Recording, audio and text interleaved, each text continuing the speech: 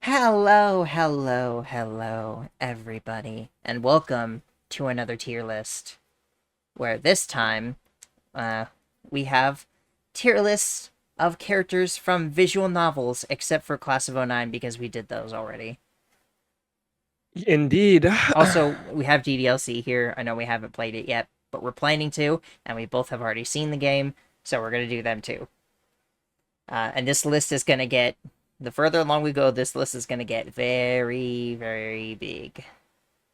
You might be wondering why we're doing a tier list of ranking the characters when we haven't finished both Princess of Angel or 100 Lion, and that's because we're never going to update this in the future. Yeah, we are recording this on 8/1/2025. Um, And when we update it, we'll probably have the same opinions of the Princess of Angel characters, to be honest. for 100 Line, we have just finished recording episode 90, so that's where we're at currently as of recording this.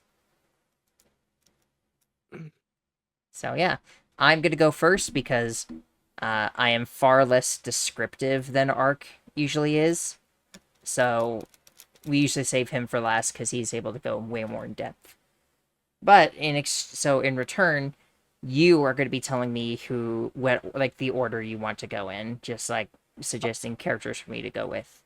You can just go and do it in order. No, I want you to tell me because it's more. I think it's more fun that way. Okay. Well, uh, let's do unconventional. Let's go with the four DDLC characters. Go with Sayori first. I actually can rank all of these. I thought about it earlier on the exact placement of all of these characters, all four of them. Yeah. Yeah, so should I just do all four of them? Sure. If you sure, do all four of them, you can explain.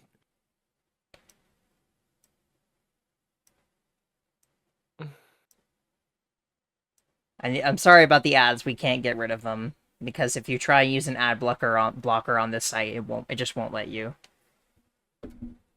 So, funny story about this is Sayori used to be my favorite like a long time ago because I thought she was super cute and adorable, and I thought her story was very sad, which was very it just spoke to me a lot. But as the years went by, I found myself shifting more towards Natsuki actually. And now it's like I used to like be kind of upset with myself for it. I was like, no, I like Sayori more because I was like wanted to be loyal or something. But then eventually I was like, no, I like Natsuki more. I think she's way cuter, both in terms of Feel this is gonna personality and appearance. feel this is gonna be what it could be like for Kurara and Zomi too. They're gonna be in the same spot. Yeah, so but I still value them basically pretty evenly.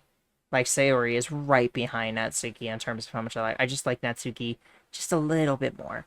Yuri, I've always felt kind of neutral towards her.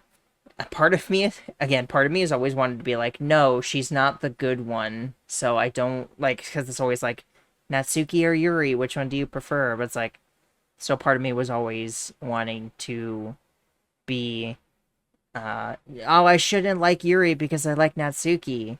But honestly, I feel just kind of neutral about her. Monica, though, I think she's just boring. Not as like a, I mean, like for her, like within her trope, I guess. Within the terms of the story, I think she's really cool. But but it's like with like Sayori and Natsuki, I liked their personality types. I don't like the personality type of Monica very much, which you kind of see reflected in this girl down here. But we'll get to that. But she's not terrible. I think sometimes I hate on her for like dramatic effect, but I don't actually hate her that much. I just don't really like her that much either. Let's see. You mentioned Marika, so like go do Marika next. Trash. Absolute. Actually, no. We're gonna put add a row below. I don't. I again, my opinion might change after we get to see the actual actual like scene that I hate and despise, but from the memories that I have of her, I hate her so much. I honestly wonder if this scene you're talking about, which I still remember which one it is like me in my memory of 9 and 9, just exaggerated. Worse than worse. I remember it being worse than it actually is. Uh-huh. To be fair, that did happen with hers, because I thought I remembered hers as being like after the bath scene, a bunch of people started coming in and like started accusing him of like doing lewd things to her, and then she had to like defend him. But that's not what actually happened. It was way tamer than that. So that's why I said it's like it's possible that I might be misremembering it, but from the parts that I do remember, I despise her. Okay. Even in what we've seen in the game so far, I still don't like her that much anyway. Because again, I it's feel like that Achilles. I don't like this kind of trope. I don't like the busty, beautiful, smart, upper like class president thing. I don't like that very much. It doesn't appeal to me. Feel like Attila's gonna look very similar. I can't imagine like Oh no, I think any. our opinions on these characters are going to be very different. Okay, that's fair. Let's see. Well, since she's close to Marika, do Mitsuki next. This one, okay. Yes. Yeah. Just wanted to make sure before I grab the wrong one. Again, Mitsuki's like that kind of thing where I don't like her right now, but I can see the potential in her to be a really good character if she gets some redemption. That's basically all that I feel about her right now. It's just like I see the potential in her being a great character and moving up. Right now, she's just a bitch, kind of. Okay. And that's exactly why I want to play more of this. I really want to see how Marika and Mitsuki, and for that purpose, like I think what's the camera girl's names? Uh, uh, Well, she's not. yeah, She's only in happiness, isn't she? Mitsuki. Like Mitsuki's route is only in happiness, yes, but I think everyone is gonna be explored more just in that base game. We will get to it. I swear.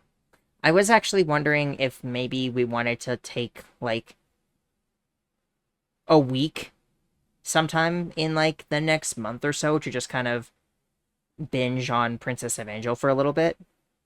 Okay, that could work. I wanna before we do that though, I wanna make sure that like we at least finish the route that we're on in 100 line. So we're not just leaving it off on a cliffhanger for like potentially up to 2 weeks. Okay, But after that, that's fair. I would absolutely be down to like maybe spend a week just like getting a bunch of Princess of Angel episodes out. Okay, If cool. if my voice can handle it. If your voice can handle it, yes. If you still remember the voices you use for these characters. I can kind of remember. I'll that's like my voices are not really like super consistent anyway. Okay. I mean, I guess that's Like fair. okay, let me try to remember. I remember hers is kind of like it's like the kind of like slightly fancy thing. Hers is my normal voice. Hers is kind of like the what was the character that I used? Oh, like the like I know. Luna Lovegood. That's the kind of voice I do for her. Hers is also kind of a normal voice, but a little more ambitious. Hers is quiet. I'm very inconsistent, but I try to go for like the young, childish voice. Hers is the very fast talking, upbeat. Hers is just kind of like that, kind of the smug tone, and hers is like the also kind of like Rise's, just kind of like high end Okay. fantasy. So I kind of remember how I voiced them. You remember exactly, and that's exactly what I remember you using the tone for this voice characters. So, Yeah. stick with Princess Events for a bit longer. Do the protagonist, Messiah. Messiah. He's Messiah. a very good protagonist. He is that. That's I an think awful he's that. thing, but like there's like no images for him. I'm sorry. No, I know. I I think he's that great mix of being an actual really great guy, but also like not afraid to be lewd. You know, I think he's Yeah. a lot of like protagonists. Like they're either one or the other. They're either super nice but super dense, or they're super horny and like not really kind. He's one of those characters that I think does a pretty good balance of both. Okay. Let's see. He's a char- he's a visual novel protagonist that has an actual personality. I feel like that speaks well enough. Right. Uh, let's do the non-humans. Let's do Fuzz Cabbage. I will be honest, I don't remember the distinction between most of these. Okay. I'll remind you. Cabbage is like the leader, right? I remember Yeah, she was. Cabbage was a leader. I guess we could probably say Cabbage slash the girl that she was when she was human, right? Right. Because it's basically the same character, and the girl isn't in the hero, so. I think she was. I remember her being a very like very kind of very like cute and um a good leader, I would say. Very like trying to keep everybody together and keep everybody upbeat even after the horrible situation that they ended up in. Mhm. Bread was the one who like Made a lot of deeply puns and jokes. made a lot of puns and jokes. Yeah. I like them. They're better than Neppies. Real fail. I don't remember which one was Onion, but yeah, like Onion was the one that appeared last, I think. And he was it he? He I or she don't was just remember. I don't remember. okay. See, Potato spoke the least. It's like silent. Potato was The the whole one. time. Potato was the one that was kind of like I think she was. I think that was the protagonist of the DLC, wasn't it? I think so, but he was just quiet like the entire game, and the times when she did speak was just, like dropping a huge No, huge... no. Potato is the killer. Yeah, Potato's a killer. Raspberry, I think, was the protagonist. Yes, I believe so. So would Hmm. that change the placement at all? Yes, but I'm not sure where.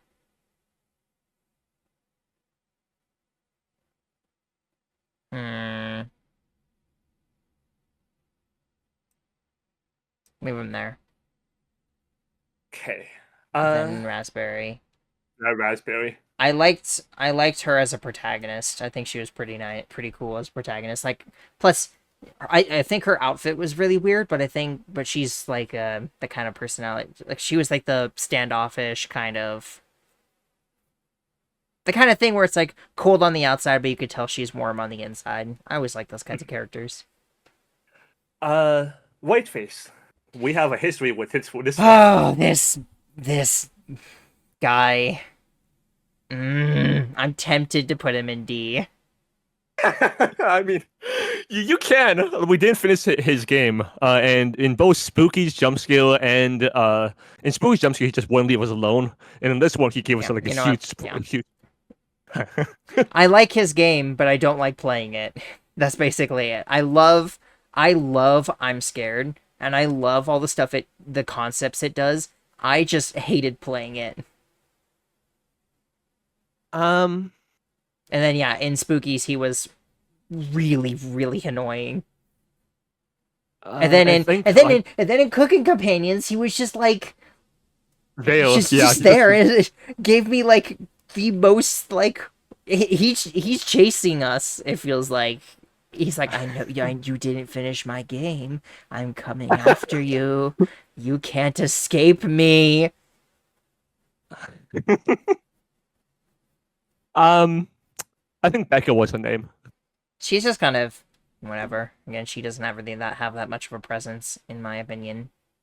She has a pretty big presence in like I think what's it Endless Mode in Spookies. Well, not really. But She kind of just hangs around by the door. Then you have to walk away from her and then leave her. Like she's annoying when paired with other monsters, but just by herself, she's just kind of forgettable. well, yeah, like in Spookies, like she rushes you, and that was pretty scary like the first time.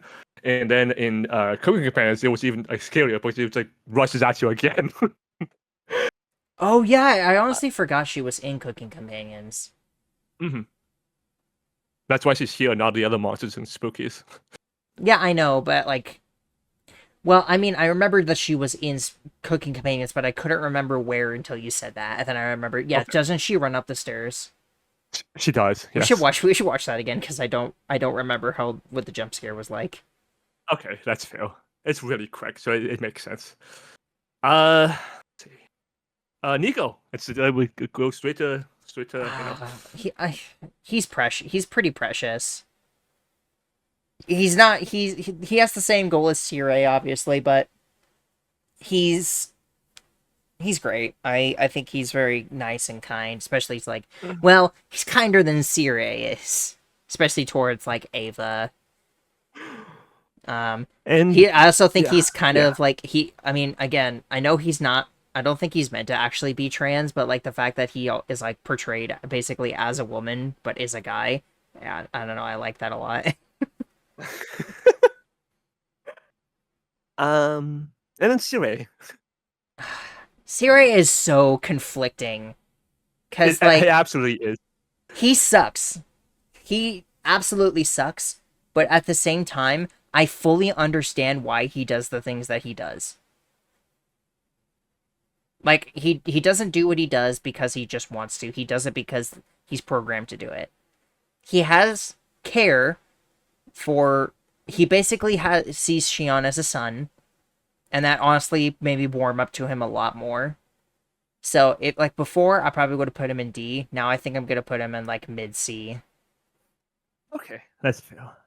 I think he's a really really good character, just a really horrible quote unquote person.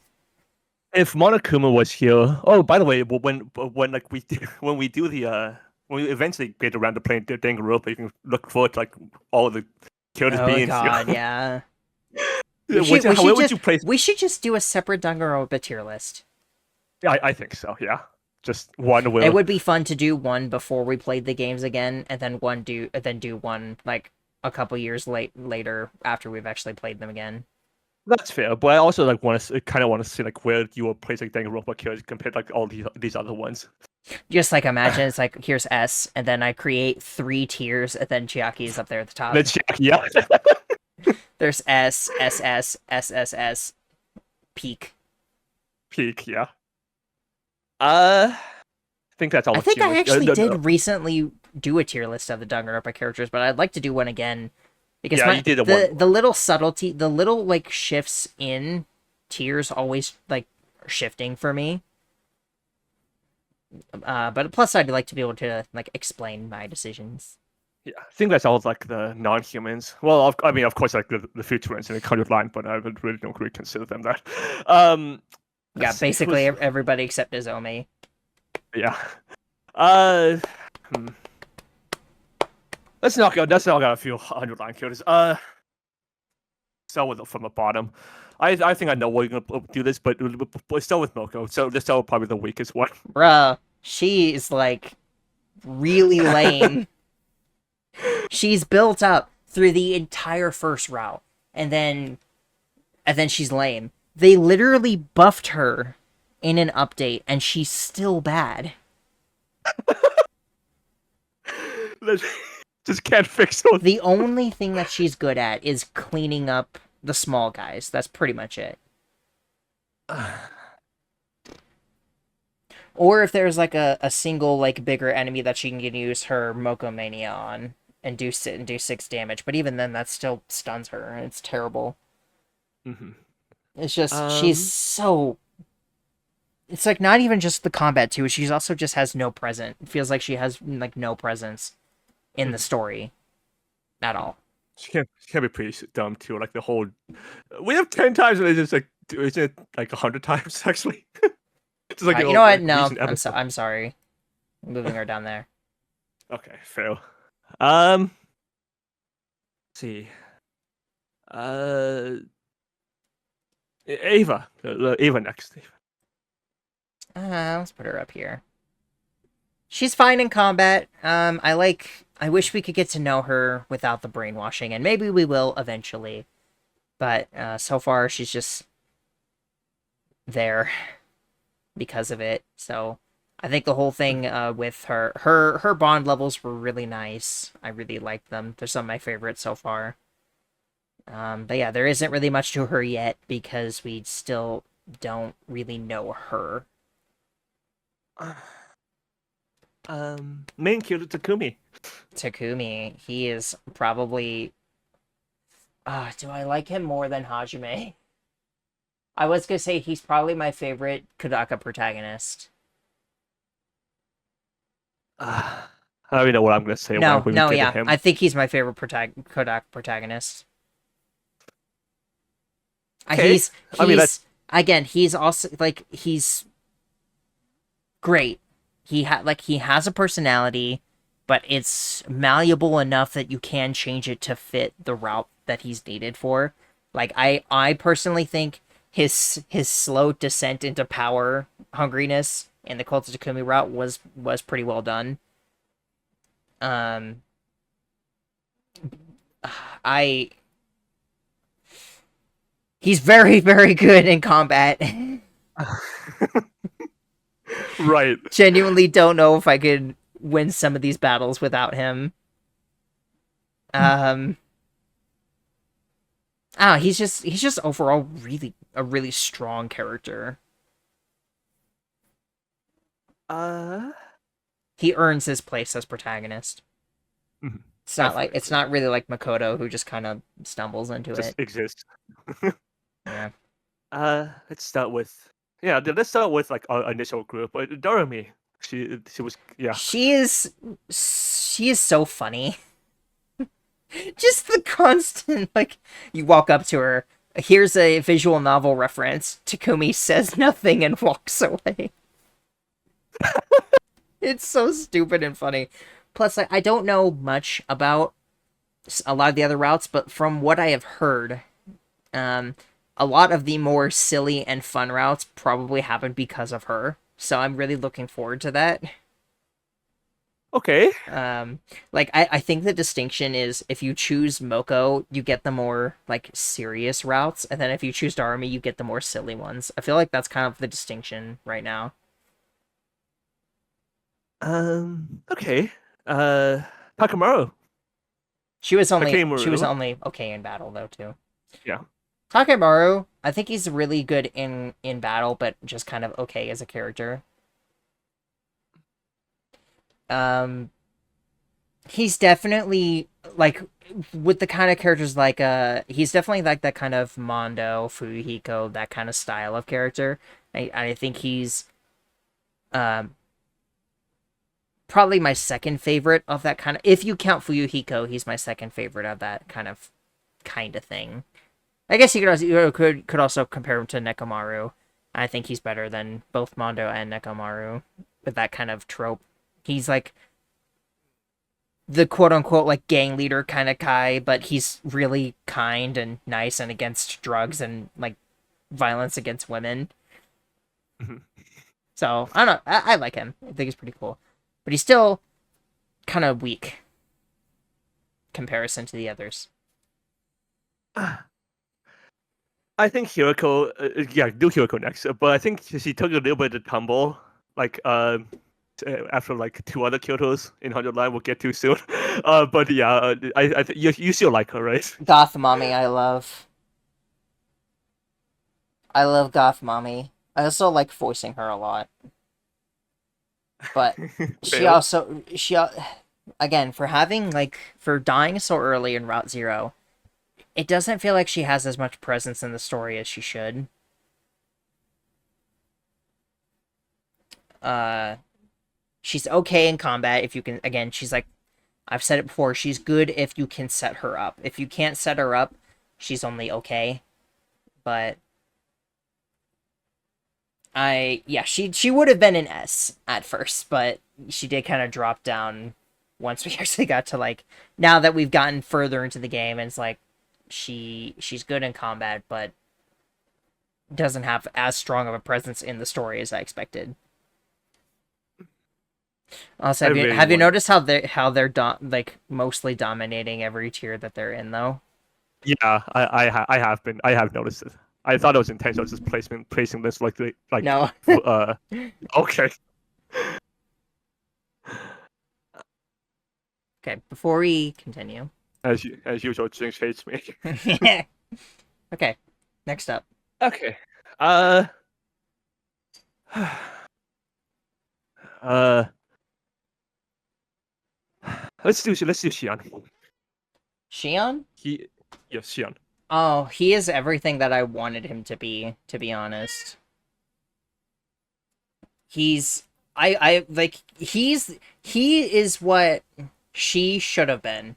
He was set up throughout the entirety of Route Zero as like someone we get to honestly, and some of the other routes too, someone we get to know and be like, oh, maybe we can introduce you to the others and you can all be friends. And it works really well. They all really care. He like introduces himself.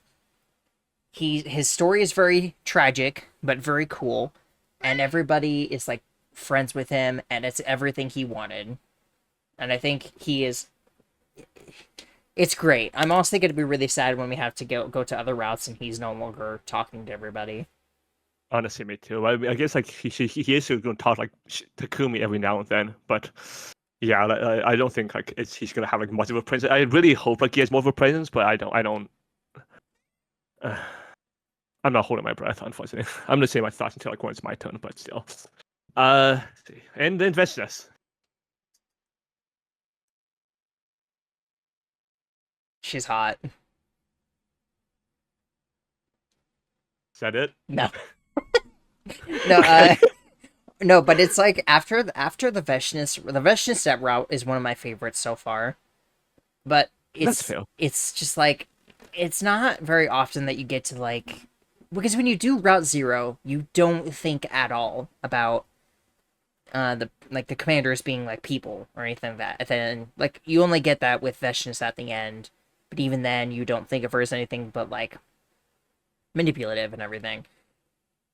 And then the fact that we got the Veshnis route on our second route, I think was a really good thing because being able to explore her personality a lot and seeing what she's like. She was just so great as a character. Very, very pleasantly surprised with how great she was. And then every time she shows after that, all I can think about is that route. And like every time I see her, I'm just like, man, really like you. You're such a good character. And then she's also hot. I know I didn't put him here, but given that we just finished the where would you rank Dalsha in here? Probably like low B, high C. Okay. Because I mean, he is kind of plain with a. He's just that kind of like, I'm a warrior, you know, honor, spirit. I want to die a warrior's death, and like and all that stuff. He was kind of cooler when we didn't know a whole lot about him, to be honest. Okay. Plus, he was just kind of. He's just kind of. He had one gimmick, and then once you get rid of that gimmick, he's just kind of normal. Yeah, honestly, I felt like he was very disappointing as a boss. He's just a worse Veshness. Um, Aito Sabasagaku. Yeah. So let's start with Aito. So, Aito? Dude, yes. I love Aito. I think he's amazing. I think he's a very, very good twist villain. I like that he's technically the final boss of Route Zero. Not even technically. I think his rambling monologues are kind of. I think it's funny that everybody else calls it out. Even just in the casual conversation when he's like was gonna talk at the campfire, he's like, Subasa's like, no, you or was someone I don't remember who it was. Someone was like, no, you can't because if you start, never gonna get to talk again. It's just like that's really funny. And then I like what they've done with his character since then. Like in this route, I think it's great. The whole thing of him, it's like, well, if I can't work with you guys while being able to see you, I just won't see. He's insane, but in the fun way. Right. Plus, it's like once he found out everything was fake, it took him a little bit longer than the others, but he let go of his hatred for the most part, which like I honestly wouldn't have expected him to.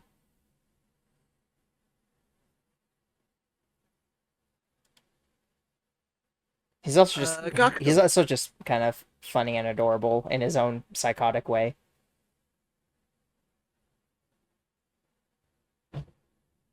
Gaku. Um, let's put him right there. I think he's great. At first he seems like he's just gonna be kind of like that. The classic like slightly perverted character who likes money, that kind of thing. But he does show his other sides every now and then. Especially with like the setting up the events and all that stuff. He wants people to cooperate. Like he set up the pool thing, yeah, because he wanted to see them in swimsuits. But you could also tell he just has fun doing stuff like that. You know? He has fun setting stuff up to like hang out with everybody. So I like that there's that little bit of extra to him. It doesn't come up a whole lot, but I like him a lot.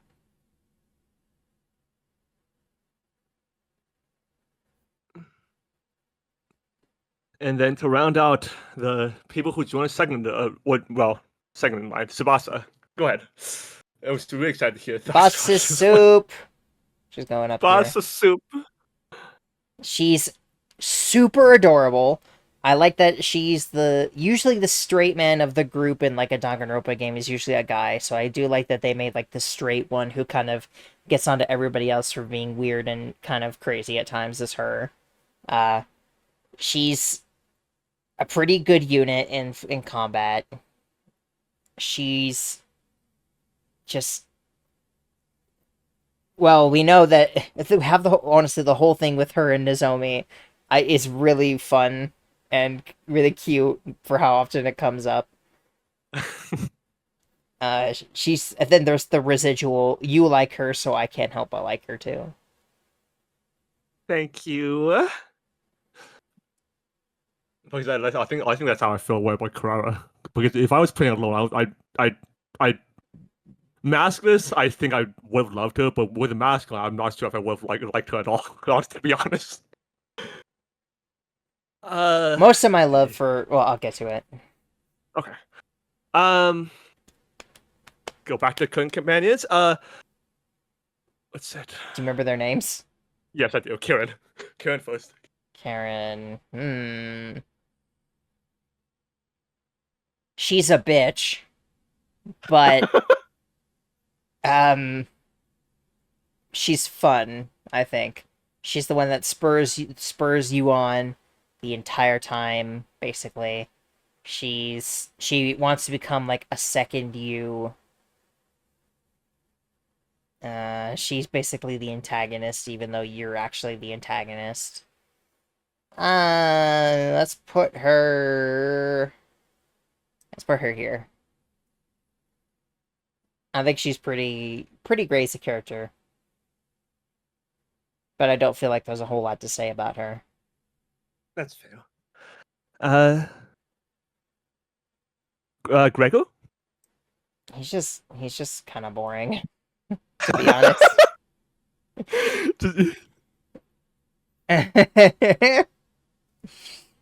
He feels like one of those characters that is just kind of there, you know. He does get one of the I think the most brutal like death in the game, which I do think kind of accounts for something, but it's not enough to like pull him out for me. Anatoly? Anatoly is like just a little bit better. I think it's funny that it's implied he can't read, even though he tries to like make himself look like he can. And then Karen seems to be the only one who knows. Well, I think they all know, but Karen's the only one who's like, who doesn't put up with it. She's like, hey, you can't read, can you?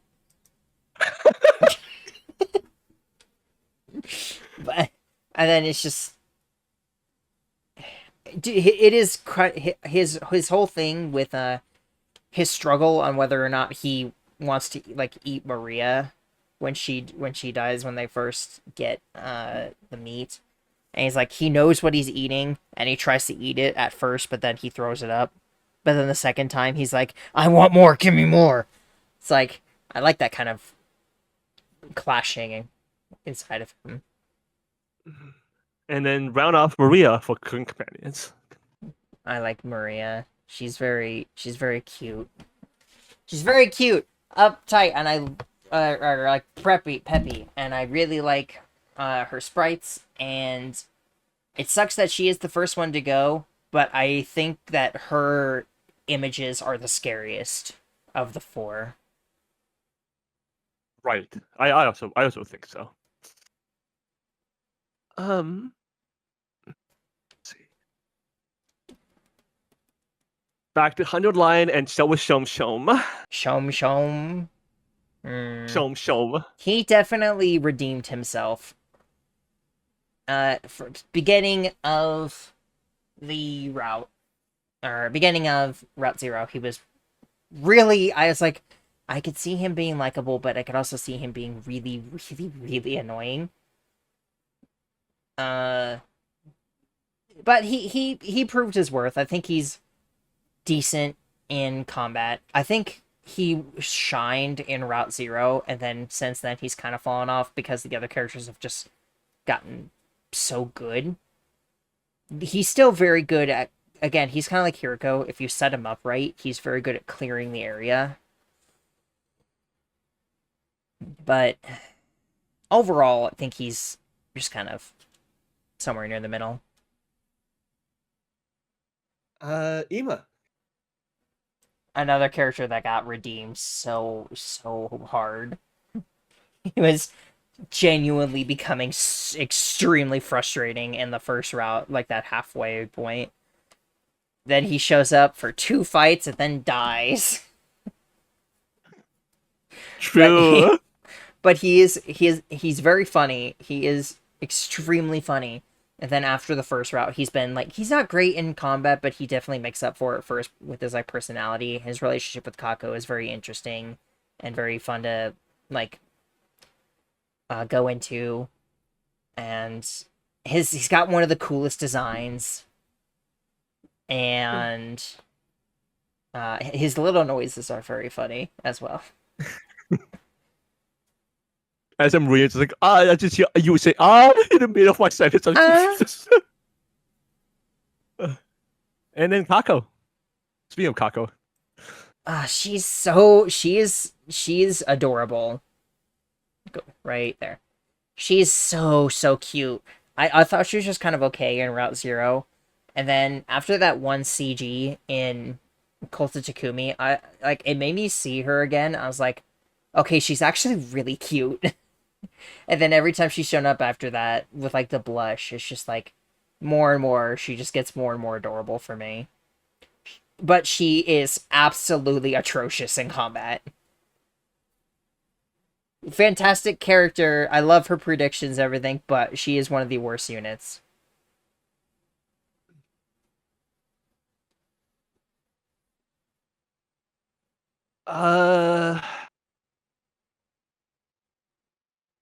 See. Let's go back to Princess of Ant. And then Tamie. We love a good kind of Tom girl. I've said it before in the playthrough. She's probably one of the characters I want to do first when we do the happiness. She's super cute. I love voicing her. I love her outfits. She's got a fantastic personality.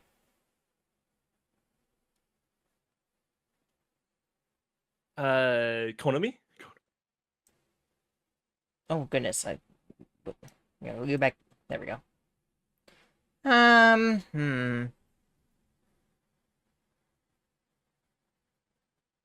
Again, it's another one of those things where she's really obnoxious and annoying at first, but once she like figures out that Messiah is not a bad person, she's very adorable, uh, and just really nice. Her effect, her like devotion to Ritsuko is kind of annoying, but not enough to like completely kill her for me. And then I do, having gone back and done the bath scene again, I am pleasantly surprised at how much I thought it was actually nice. Excuse me. Uh, let's do Ruruko next.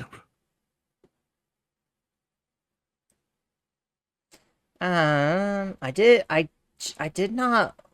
I did not like her as much as I remembered liking her the first time.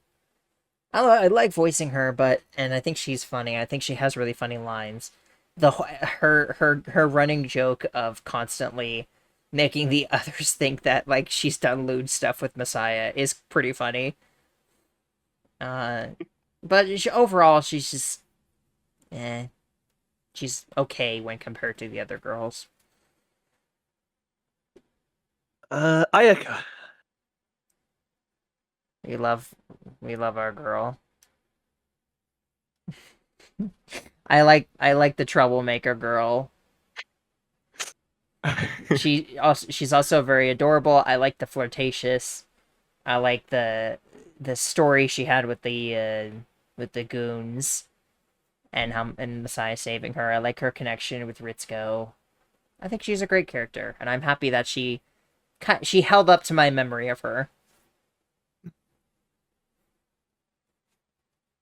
Uh, go back to 100 line. Kyoshika first. One of the best units in the entire game. Her personality was in Route Zero. It was like I was kind of on it, but I think she grew on me a lot since then. I've been missing her so much since she died. I really want to bring her back in, but I know that's not going to happen for a while. Both for just her, I like her banter with Kurara, and one of the like probably like third or fourth best unit in the game. So yeah, I miss having her. Yukamu. Yugamu. I'm gonna put him down there. Uh, he did cause the whole Kotha Takumi route, which is to me funny for the first half and then kind of annoying for the second half. Um, he's okay in combat, kind of situational, but he can definitely stand on his own as well. Um, I think a lot of it is we haven't really gotten to like know him very well. I haven't had much focus on him. He's kind of felt like a little bit of a background character for most of the game so far. So maybe once we get to like know him better, he'll go up or down. I think everyone who remains is someone I like. Spoiler for my list, someone I've loved. uh, it's Chiho first.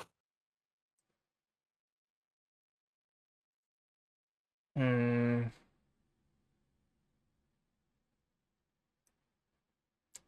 Hmm. That's way lower than I thought. Well, it's I don't know. I know that there's a scene coming up that I really like with her, but it hasn't happened yet, so I don't. Again, it's like I don't know how reliable my memory is, but it's like I think once she gets a little bit more focus, especially in her own route, I think she'll get bump up a lot more.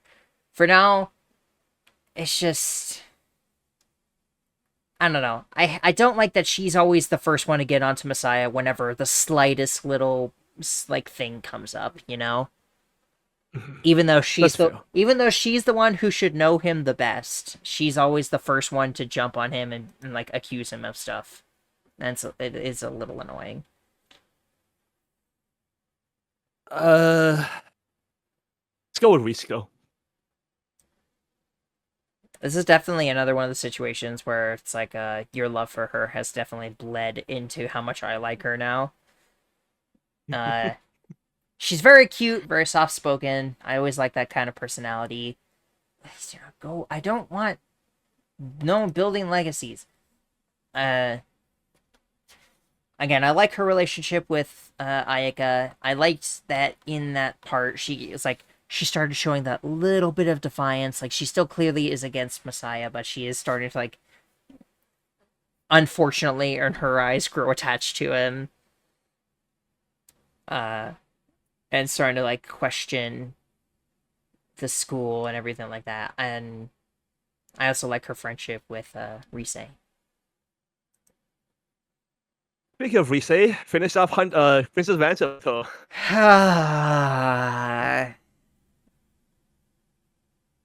Honestly, I think she and Ritsuko are about on the same level to me.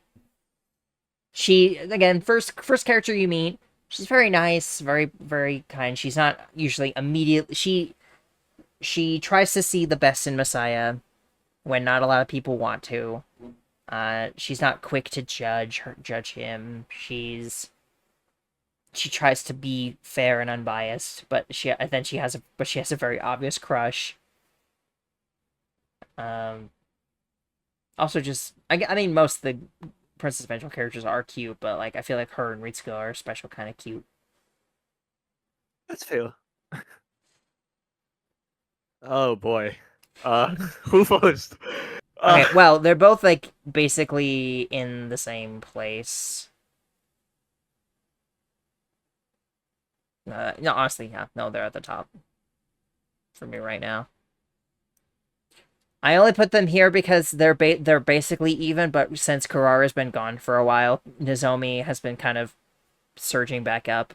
I talked about it, I think I talked about it in the video, but in one of our most recent episodes, but um they kind of go back and forth to me. Like Nozomi is like super pleasant personality. I thought it was gonna pull the twist that she's like, oh, she's a good person, but she's actually like not, because it feels like very obvious. But no, she's genuinely just a very kind, selfless, nice person, almost to a bad degree at times.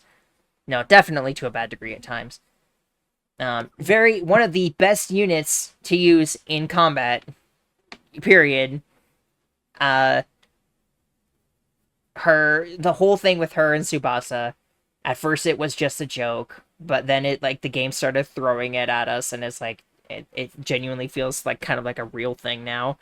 But even then, just like going off the game itself, her relationship with Takumi is just so wholesome and cute. Especially though, like her blush is so cute. That's what immediate like that blush made me fall in love with her so hard. And then her just asking Takumi on a date recently in that like last episode. It's just she's so cute. So it's like she'll usually surge up, but then and then Kurara will suddenly have that moment where she has her mask off and she's like the cute voice and one of the prettiest characters I've ever seen. I am a sucker for everything about her appearance. Uh, I love I love her voice actress. Elsie Lovelock is amazing, just in general. But also, I just the very great pompous attitude that she has with her mask on, and then the very quiet, apologetic, very cute one that she has when it's off is also beautiful. And I have so much fun voicing her. It is tragic that she is one of the worst units, though. But to me, her personality and appearance make up for it. So it's like they constantly go back and forth for me. But right now, Nozomi I like more.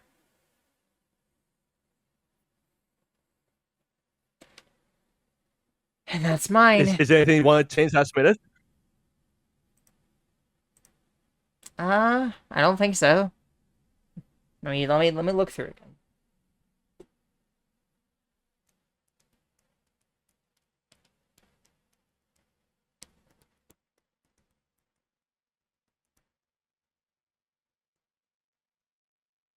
I don't think so. Okay.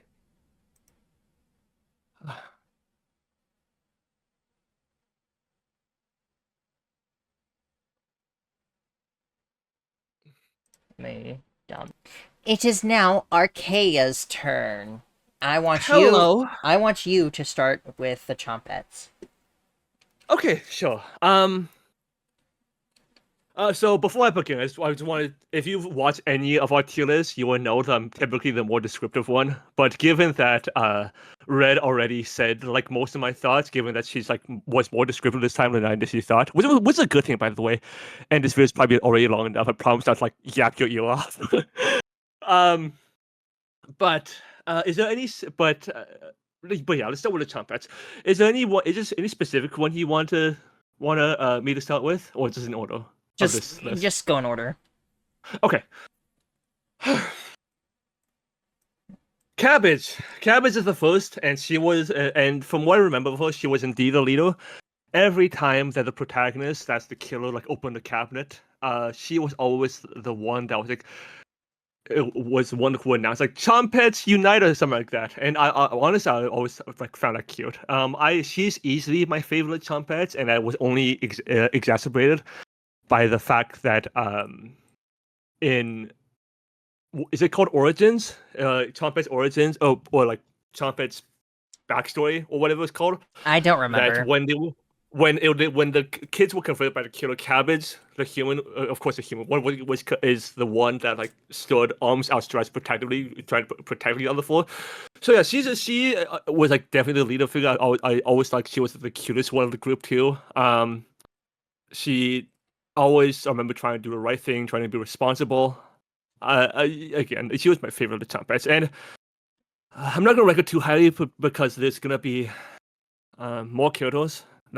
Well, yeah, unfortunately, she didn't get that much screen time. Like she got more time as like a cabbage as she did as a human. But like if the backstory was longer and we learned more about like these Chompets in their human selves, she would have easily like broken A or even the bottom of S even. But as it stands, she goes in like in B tier. B tier. B tier, yes. I might kick her up to like the bottom of A to see what happens. Bread is the I remember being like the funny one, the one who like the more chubby one who like always like makes the puns. Every time he make the puns, I would like always like roll my eyes. And as Red mentioned when she was making this character, we have a mutual friend who always likes to repeatedly make puns, and fortunately slash unfortunately, the Bread reminds us heavily of him. But I mean that's not a bad thing. All these Chompets fall in the same category in that they suffer from not having much time, and especially when Bread was just Bread the Chompet. I remember that the only involvement he had was only the ha ha ha, the deep laugh for the and like I forgot about like that. the end in like the bottom end of the conversation. That got a bit old at times. And he was just kind of there. Unlike Cabbage, he was just kind of it's kind of there. Let's see it here. Um, Onion. Onion. I remember being the I think the blonde kid, but I unfortunately do not remember anything about him. I don't remember. Oh I right, don't it was that like blonde boy. the blonde boy. Yes. I think his name was Oleg. Uh, his I think his name was Oleg, but unfortunately, I don't remember like anything about his involvement, both as a human. I don't remember either as like as an onion what his involvement was every time the protagonist as killer opened the cabinet. And I don't remember any of what happens like toward the end when you eventually encounter Maria either. For that reason, I mean, I remember like he's just like a typical like good friend, like a very likable small boy good friend. Uh, but given the fact I don't remember anything about him, I remember more about Bread than him. I think he goes below Bread, like the city. Raspberry is the Raspberry gave us a huge fright because I remember toward the end of the game, toward the end of Origins, like Raspberry was like zooming in on us, and like toward the end, he was like, don't remember exactly what she said, but I remember her face like contorting like this abomination, and that gave us like a massive skill. And in a horror game, that's exactly what's We good. need to go through and And watch those videos again to see those jump scares. I want to see my reaction to Becca and Whiteface again. okay, fair. Raspberry, yeah, and Raspberry is another case of like Onion. So that's all like where I, as a Tomcat, I remember her involvement, and even as a human, I remember her being the silent type. When the kids were confronted by the killer, I remember her just being indifferent to it. I also thought it was kind of funny. Like even as she was like running away, like, she was like, "Yeah, whatever," just like just standing there with like a poker face. But I think alongside Potato, she was the one that spoke the least. But again, I just respect that jump scare toward the end, toward the end of the game, so much because that's just what a horror game is set out to do. I think she goes below Cabbage in BQ. And a Potato. Potato was the one, the killers, the entire game as like a chumphead. He said nothing. He outright said nothing. And every time that Potato said something, it would like come as a jump scare because it was like he would like be silent every day, like most interactions that the Thomas have, and then all of a sudden he was like open his mouth and speak. He His was direct involvement was just he was the character. He was the Chompet that made you realize there was more to them because the only time he ever spoke up, he was like he didn't play along with the other Chompets like happy-go-lucky attitude. right, exactly. So it was kind of the first hint that there was something weird about them, other than the fact that Uh, they were talking food. yeah, exactly. See, I can respect that he was the one that always like made me realize that there was more to these Kyotos than just like being all happy-go-lucky.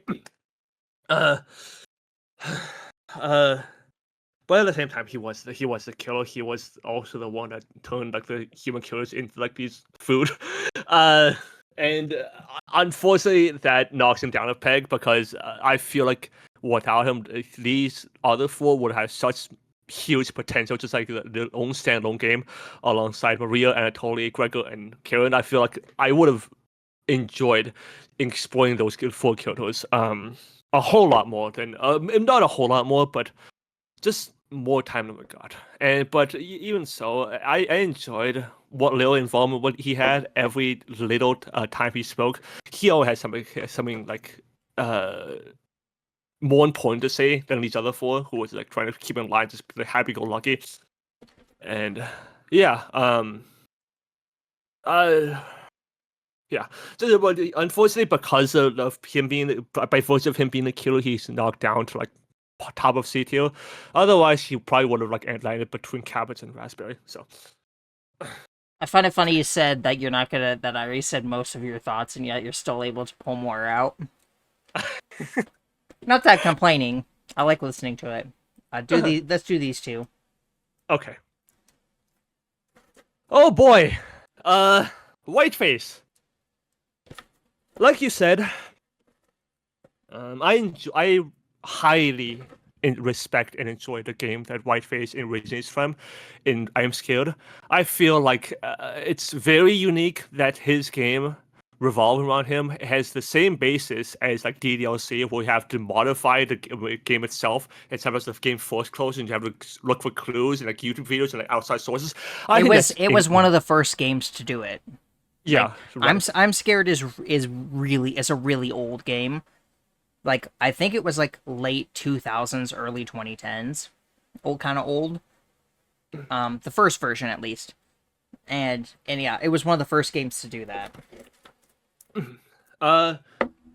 Every time he appeared on screen, screen, he jump scared us and I'm scared. I completely understand why Red couldn't finish this game. It was truly a horrifying game, and honestly, at times I got like a bit annoyed too, just by the games that were forced close and Red's like repeatedly need to like restart the stream.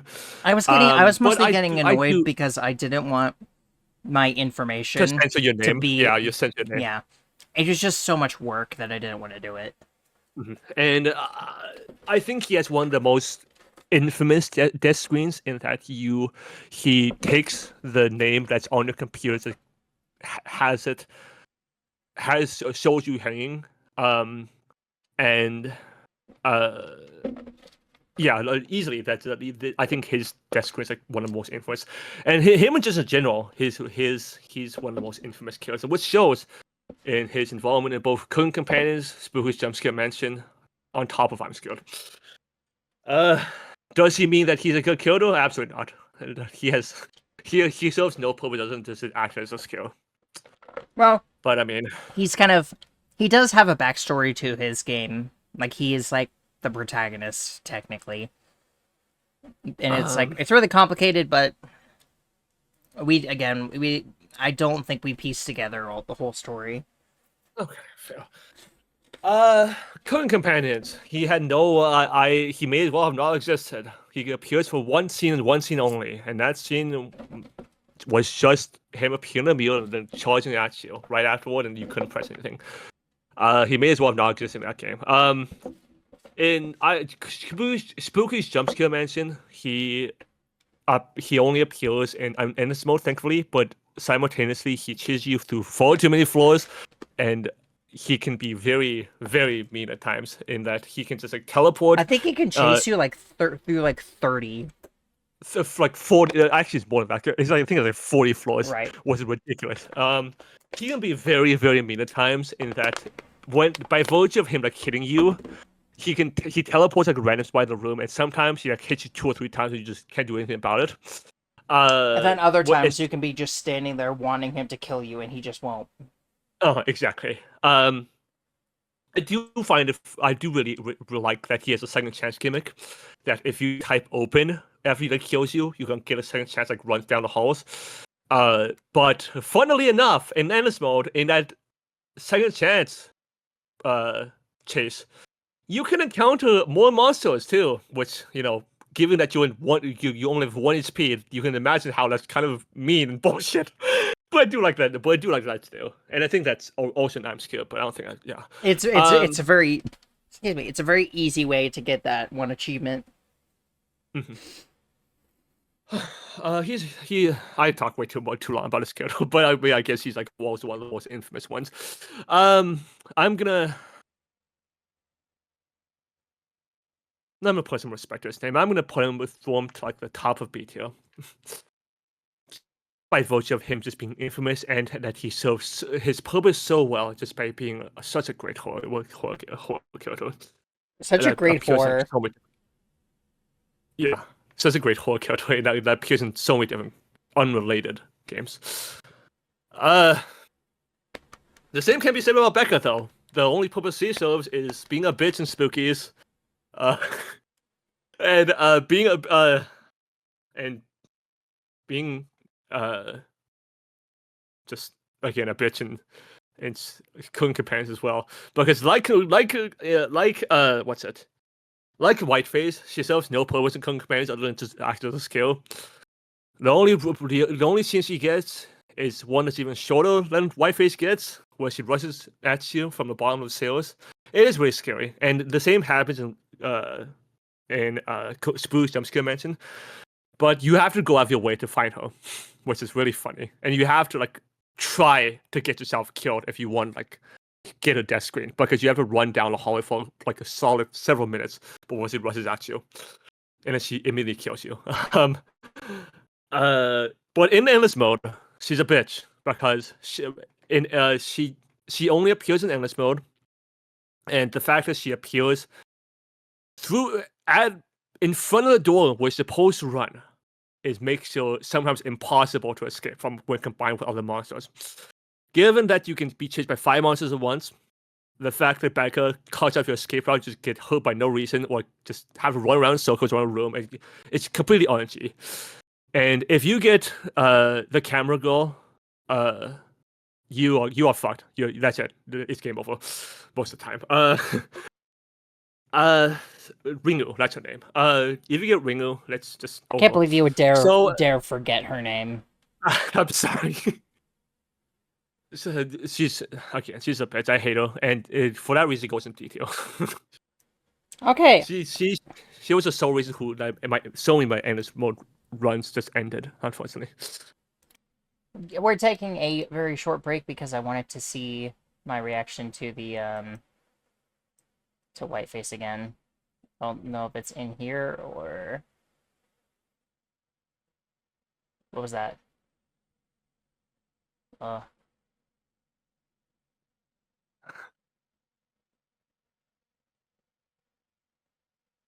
Hi, potato. Hi, potato.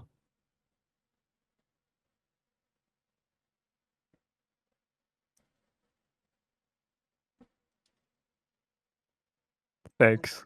Thanks for playing. And leave her nightmare mode. Oh. What the?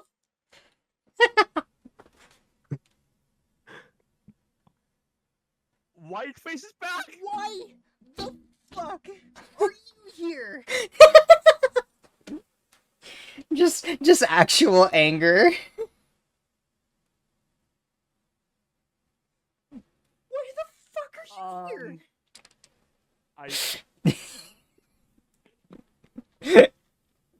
We can't escape him. What the fuck? It's not. And I can't remember where Rebecca was. She was like in the stairs here somewhere. You gonna read it? Oh, yeah, that's a beautiful image, isn't it? Oh, yeah, Kind of what happens beautiful. when dealing with ghosts. This is scary.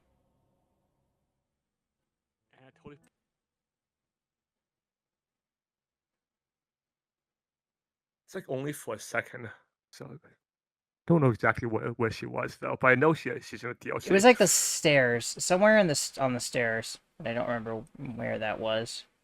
Lovely. Oh. Hi.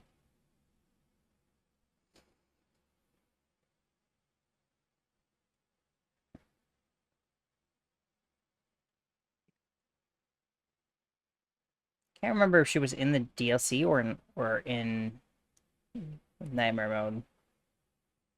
See, like, look at that pose. That's so cute. Yeah, that's adorable. Honestly, forgot about that pose. Maybe it was in Nightmare mode. I don't remember.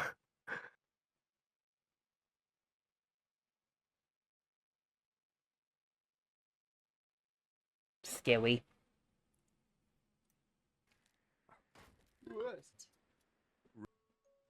Shoot. Behind you. You begin your descent. Ruined. Then the rest of the time. Let's go up on. There's no time for this. We need. Matter down. Just keeping him.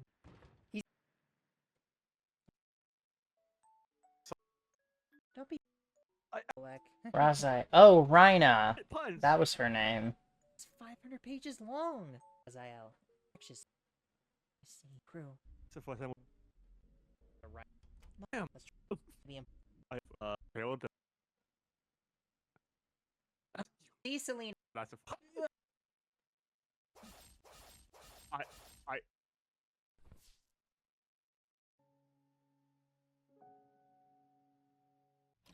Yeah, there's Raspberry's poker face. Yeah. You He'll. Yeah. really want to see this, don't you? I do, because I don't remember it. Yeah. Now I'm curious. You said it Trumpet's origins. Yeah, you had it right. right. Mike! Hey, I'll get you back good and you keep him up. You cops. Oh. No. Welcome well, it's just another one event room. Probably Side. need to be receiver remote. Okay. I Surround. So there's an extra back. Keep going. There's like, Rizzo kill. All right. no wait. Back. blood. That's a lot of blood. Oh, It's a lot of blood. This. Get a taste out of my mouth.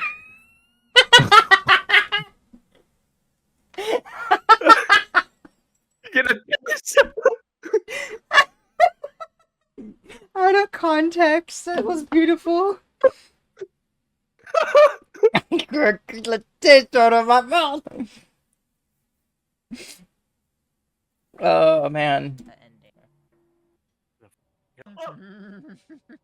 ending. Happens when you're I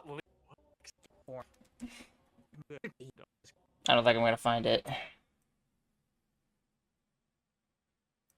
Oh well. I mean, I can look up for another time. Or like tonight, battle. Takumi. Takumi.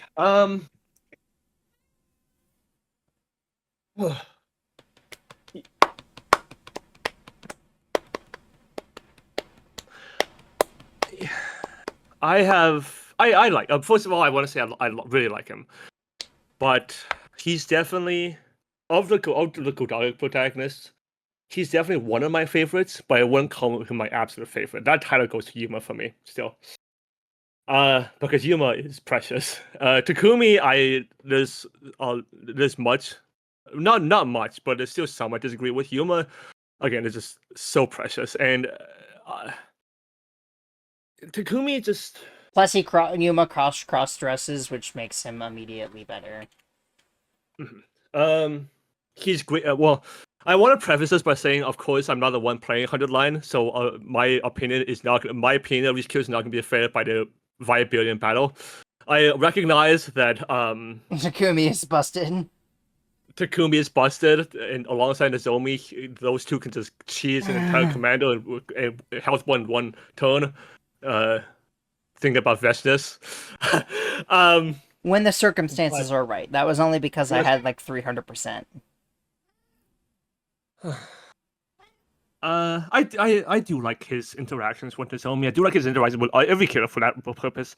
I think he blends with everyone else really well. I think he brings the team together. I really like that he's always happy to accept the responsibility and choices of everyone else when it's forced upon him. I like that he's resolute and always tries his best, tries to do the right thing, ignoring Code of Takumi, which... yeah, I'm gonna just ignore that for him. But for Vestus's route,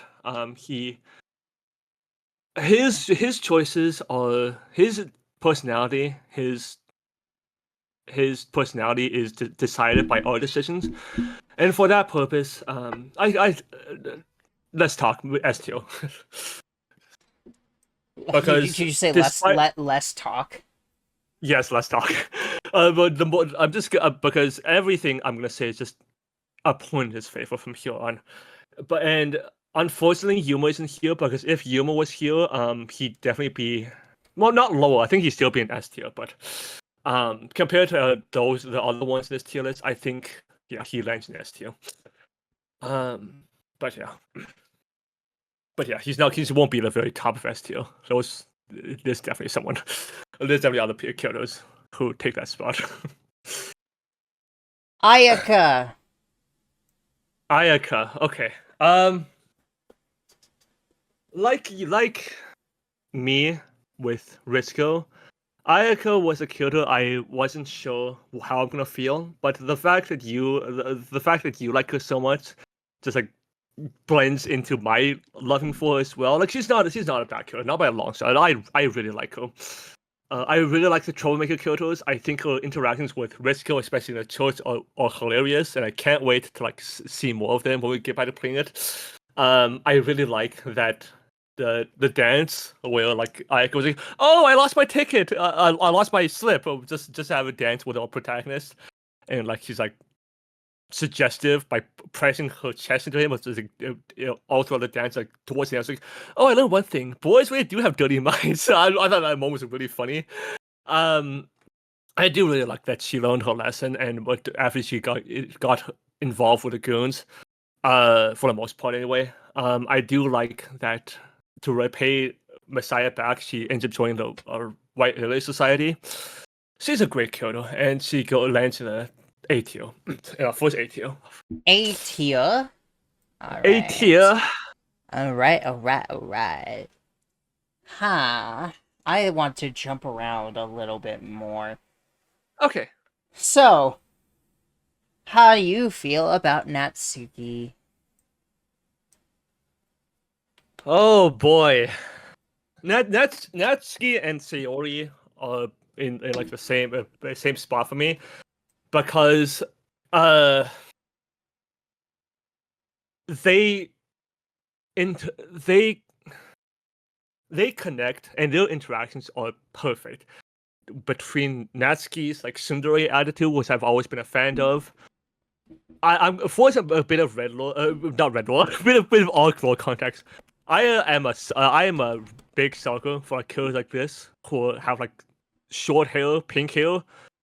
I'm thinking of Madoka from Madoka Magica. I'm thinking of Yuki from School Live. I'm thinking of Rise, just right next to her over there. And obviously Natsuki as well. I think I really like her. I think she has all of the notes. I think her interactions with the rest of the cast and with Sayori especially, I adore. We are both Sayori x Natsuki shippers, by the way. Absolutely. Yeah. And yeah, we bonded over the ship before more of Arc and Red Lore. Yeah, that was basically how we first became friends. Mm-hmm. So these two kills hold a special place in my heart. I'm a huge sucker for tsundere characters. I think when she's cute, when she's smiling, it's the cutest thing I've ever seen. I think it's the second best notes in the entire game, just after Sayori. Every time I think of what happens to her at the end, it breaks my heart. And yeah, that's Natsuki. She goes in the top of A tier. Sayori, on the other hand, has again the best notes of the entire game. I adore like her personality. The hug that she shared between like her and the protagonist. But for like the last time you see her, like every time I see her, it's probably put tears in my eyes. Okay, well that's gonna be fun when we play through it again. And then when protagonist finds her, the music box starts playing, and it becomes ominous. Dude, Sayonara, Sayonara, that song, is haunting. It's haunting. It's one of the most infamous. I think it's like it has like 10 million views in like YouTube, and for good reason as well. She once again. Oh no! I don't want to cry. No, I wasn't gonna play it. Just 9.3. Yeah, and the fact that Sayori is missing in that thumbnail when she's usually but God, Sayori's also this one has 3.1. I love this this one. This makes it even more haunting. Exactly. But it's like the fact that her death is it kicks you so hard. It kicks me so hard. The first time I saw it, I immediately was stunned. I like froze. I couldn't feel anything. I was like, it was the first time that I had seen like suicide in a video game before. Mm-hmm. Oh yeah, I forgot to mention another point that boosted Sayori, Natsuki, Shiori, and Monaco is that the fact that I really like I'm scared. You get to modify the code, and that alters how the game itself is played. But again, her interactions with the entire cast is wonderful. Her interactions with Natsuki is wonderful, and I have sentimental value with her because it's the reason Ray and I became friends and ultimately became so close today. She is adorable. Her death scene is one of the hardest and one of the most infamous. She goes in S tier easy. I think her death scene is, what'd you say it was? S tier easy. I think not only is her death scene one of the most infamous scenes in the game, I think it's one of the most infamous scenes in gaming as a whole. I can buy that, Like absolutely. that, the And as a whole. matter of I fact, mean, just think about how many times you've seen people reference the like, "I gently opened the door." So many people reference that on such a wide scale. It's like so many people, even people who have never played the game or don't know a whole lot about the game, know what that means. Mhm. I'm gonna put her above Takumi actually because everything I listed just yeah. I enjoyed I there's a lot more of 100 line to go, and there's not. I know everything about. Well, I don't know everything. I don't remember much, but I try to extract that out of my mind. But it's so depressing. So that's why we But should play it.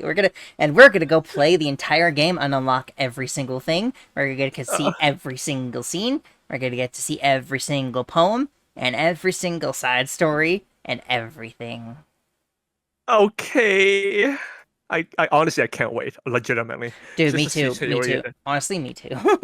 Very It's just excited. to say Sayori and Natsuki again. They just oh my god. I just know like the instant we see Sayori and Natsuki again in game, we're both going to immediately just like that fall in love with him again. Especially Because once of I how start sentimental voicing value. them. Just of like how much sentimental value they mean to us. And yeah, especially when you begin voicing, I'm so gonna love your voices. Just it's such a great Kyoto. I'm also just really Yuri and excited to like talk about it too. Mhm. Yuri, Yuri, I have very mixed feelings on. The first half of the game, I remember her being very silent and closed off. In the second half, she becomes a lot more open, and the scene right Yandere. before Yandere. Unfortunately I'm not a fan of Yandere's. I think Yandere's are very hit or miss. I do think Yuri makes it work. But her scene before like she stabs herself and like bleeds out is again horrifying to me. It's like laws into my brain. But the first half of the game when she's like closed off into quiet, I don't remember much of. I do remember her being very cute. Dude, Obviously not honestly, I remember Act 1 less than any of the rest of the game because yeah. I would watch GT Live play it whenever I wanted to go back and watch it, and I would always start from Act 2. I would always start Right. from Sayori's death onward because that's Right. that's when the good stuff happens. So Good stuff happens. I remember Act 1 very little. Let's see, what can I say about her? Yeah, Act One, she was very forgettable, unfortunately. She was, I guess you can say that about it, but like just all of Act One, really. Like, aside from obviously Sayonara and Sayori's death. But just maybe it's because she's like the least memorable of the four for personal reasons. But unfortunately, she's a great Kyoto, but just starting from Act Two, she becomes more relevant, and her death scene, the yandere stereotype she gives off, it's a hit or miss. Yuri makes it work, and her death scene is very memorable, but unfortunately, it doesn't boost her up that much. I think I'm gonna put her in like the hmm,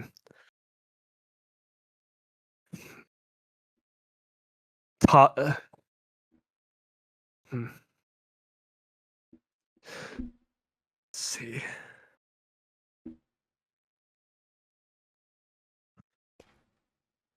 You know what? I'm gonna put her in between Natsuki and Ayaka because of what I remember of her and what she did get.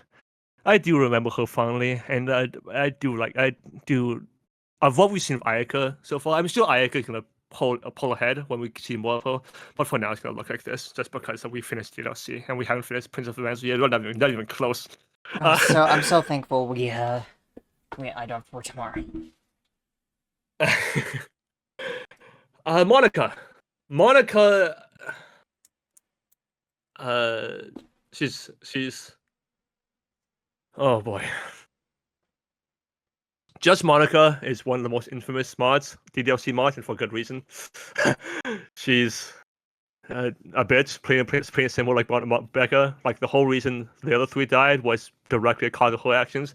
And for that reason, I almost want to like be spiteful and make a tier below T just for Andrew. Technically, Natsuki never dies. She just gets deleted.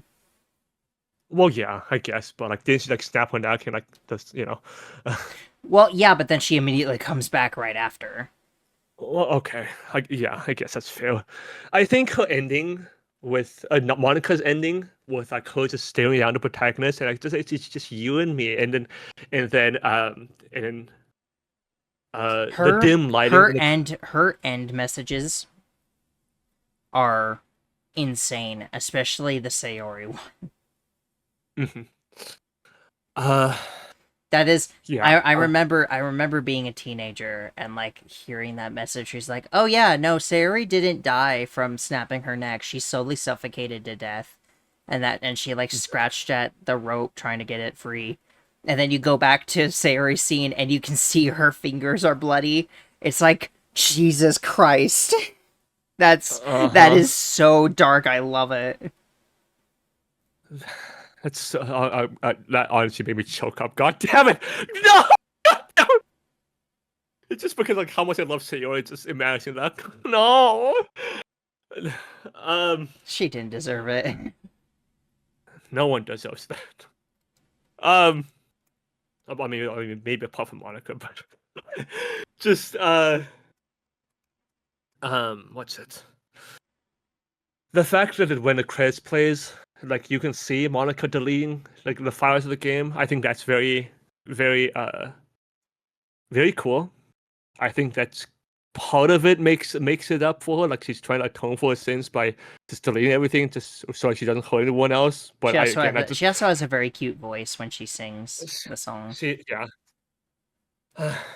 You know what? I can't put myself bring myself like put it too loud, because despite what she did, she's still like a good Kyoto. Because since she did get the ending, the note she gives to like the poems for like the other three Kyotos, the way she stares at you in like the dimly lit room of the ending, the way she jump scares you whenever she does your recording. And then Act 1 and 2, yeah, honestly, yeah. She does those points for what she did to like the other three, but I can't know. Top of a B tier. I'm not gonna put on A tier just for what she did to the other three, but she did. At the same time, I'm gonna put on like D or F, which is already a compliment in of itself. How? I think I kind of already know. How about Yugamu?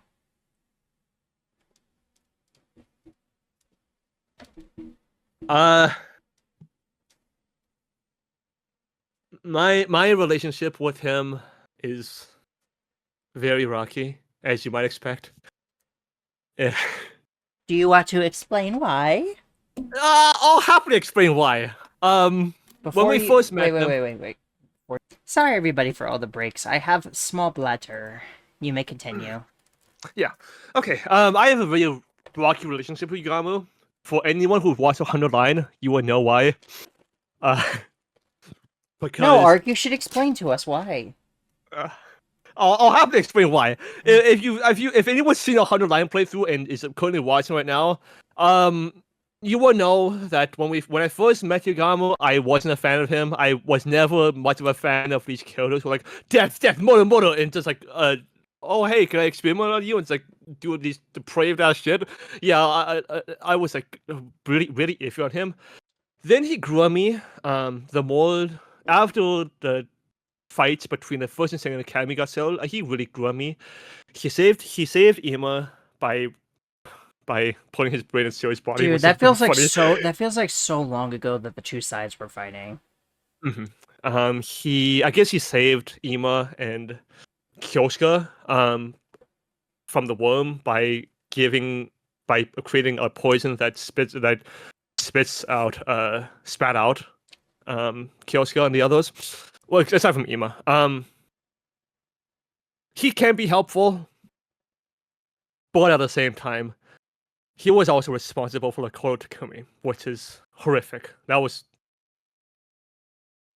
is what I do The worst route in the game. I do want to give it another. I do want to give it another chance someday. Like when we probably once like we finish the entire game, I want to look back, and one I have a full picture of every single kill in the game. Maybe I'll grow to appreciate it more if these killers are all acting like out of Kyoto. But for the first route we did just after Route 0, it was horrific. It was horrific, and it was like slog. It was annoying. It was like outright traumatizing. Uh, um, I mean, he's also responsible for like a lot of chaos, I guess, because like like trying to disembody Siri, but it's not spreading information recently. Uh,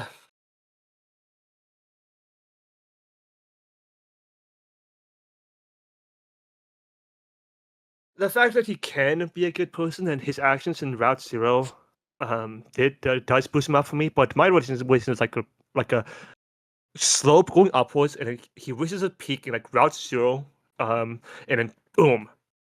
But when Takumi began, like he handled the drug, just boom, and then he just he revealed like he was been spiking Takumi's food and drink, and that just yeah, I still vividly remember you saying me, and this is a time when Yugamo became Alex least favorite character, and yeah, I'm still kind of like upset about him to this day. Uh,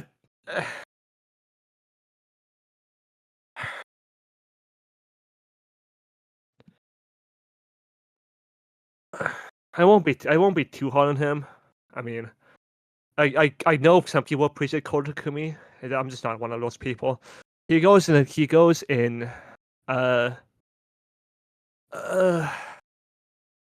I mean, I do so enjoy voicing him sometimes. Top of C2, Top which is probably top of C2. Yes. Chiho. Shiho, I do think she's a very. I like her a lot. I really, really like her.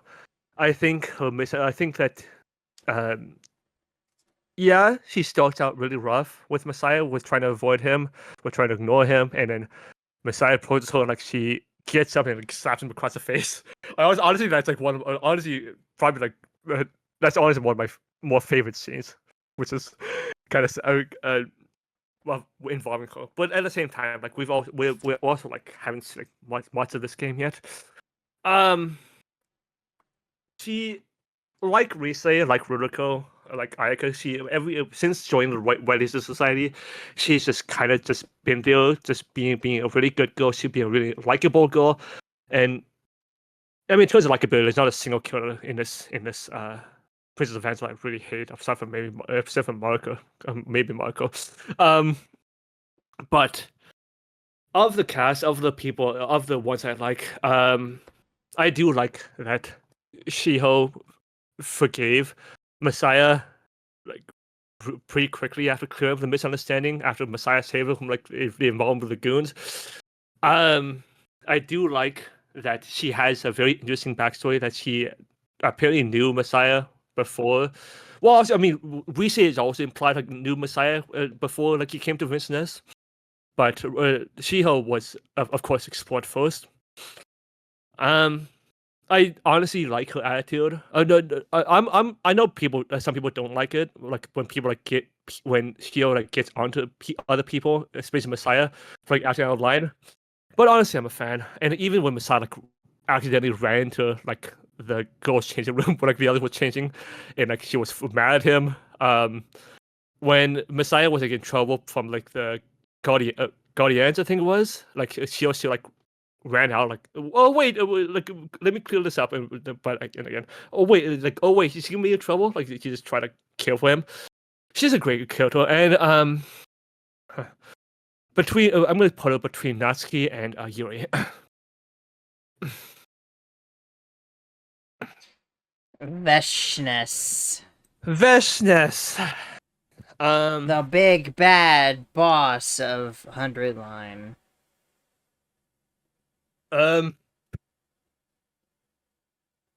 So Veshness really I really like her first introduction. Like when we were at the last academy, she appeared as like what mopped the floor with us. Dude, It really gave us. I honestly keep forgetting that that was her because of Mhm. just like how long ago, and like you think it's like just a at first you think it's just a normal commander, then it's like it wipes out the entire thing, and even then you still don't realize that it's the supreme commander. Mhm. She really gives it drills in the sense that there's there's actually like something we have to overcome. There's actually a sense of danger to this to overcome Vessels who just murdered all of us and just just let us live and went to Saint Last Academy and just made it explode. I mean, yeah, like she was the sole reason that Saint Last Academy was destroyed. Um, and then she did it again. The whole reason that Vestas Rot happened, the whole reason that everything with everything that Court Takumi happened, the whole reason that uh conspiracy and what's the current one went on the true route. It's because of her, because she again killed everyone except for Tsubasa. Not killed everyone, but like, yeah, again killed everyone except like Tsubasa, Takumi, Kyosuke, and Takamaru, who forced us into this choice. Uh, I and Investors route made me respect her tremendously. I truly, truly wish that there was more, but that Investors route was longer because Heal with Heal, the one where she dies with Takumi, was incredible. And even the other one, even the one where she kills everyone, even that one felt like had like a satisfying ending. I really enjoyed learning more about her. I really enjoyed knowing that there's more to this character. That she's a very interesting killer. There's more to this. There's more to this world. That she has her own family.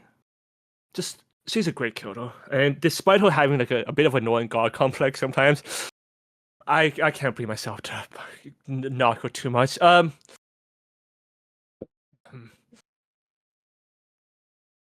Uh, but for sentimental value, I still want to. I end for my love for like pinkier girls and tsunderes. I'm not gonna put her above Natsuki, but she does go right between Shiho and Natsuki.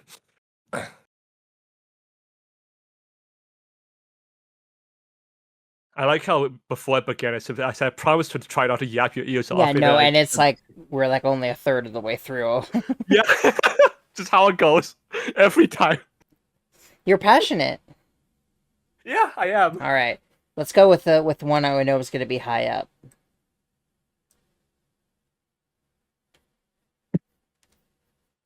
You know what? I'm gonna put this one. Well, the question is, does he go above or below Takumi? Takumi. Takumi. Sorry. uh. So, as anyone who's watched a 100 line playthrough would know, she is part of my OTP alongside Nozomi. She is easy S tier. She is before Nozomi appeared. She is definitely She was easily my favorite character in like the entire game. I like how that she's the one that keeps everyone in line. I like that despite her having like the puke thing after and her needing and her needing some time, her needing to Takumi to like, go to her to convince her to like join the fight. I really like Because that. she was the first one we convinced. She was the first one convinced, and ultimately in the very next battle, she and Gaku appeared, and she did it well. She did it with like minimal hesitation. She basically said, "I'm gonna need some time, but I'm gonna give it some. I'm gonna give it some thought. I promise." And just every time she appears, every input she has in the game, I don't think I've ever like one time disagree with something she said, which unfortunately can't be said for Takumi. Which I mean, I guess that's by virtue of him just being the main character. He has a lot more better moments with like Nozomi and just as good moments with every single character. So I'm gonna say Tsubasa is below Takumi, actually, but she definitely lands in S tier. I love her. Ima.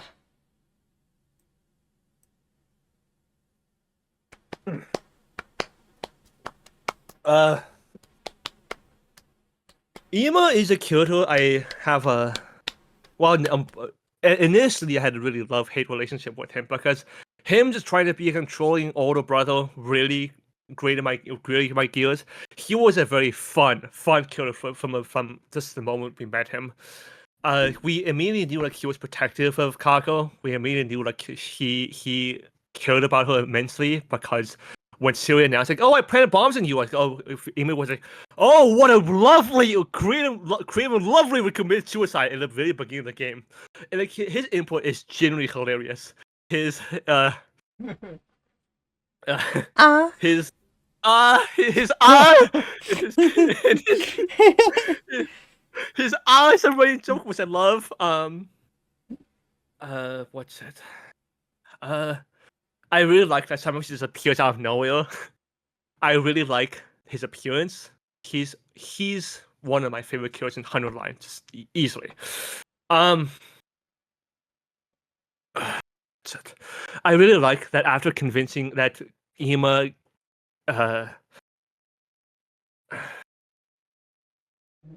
what's it? Ima's so protective of Kako that when Kako was had her movie phase and ran out on her own, when she was about to get killed, Ima was like ran in front of her, like took the blow and just died. I really like that in Route Zero, he did so much. He tried so hard to like get Kako not to fight that he asked Takumi to like please tell Kaku not to fight. Also on the battlefield and said you go to convince Kaku and then Kaku says, I can't do this. I have to make my own decision. He comes in to spy on. He comes in and he reveals he's been spying on us. And he's well, if it's what your decision, then he just I'll just cry myself to bed now. Just leaves. That moment alone, like, made him shoot up, just skyrocket. I mean, I always liked him. I always liked that. Every time someone got in his way of him and Kako, he was like Takamaru. He was like shank him, like Ima shanking Takamaru because like he got in his way. I know that's a very controversial scene, I imagine, but honestly, I still found it. It's hateable. He initially was a very hateable character for me. He hated. You love to hate him, but you also you love to hate him, but you also hate to love him. I think that's the best way to describe him in Route Zero. And then everything after, like he joins the battle, and everything after that, from what we've seen, he's a great overlord brother. He's a great character just in general. Let's see, where would he go? Can you scroll up for me, please?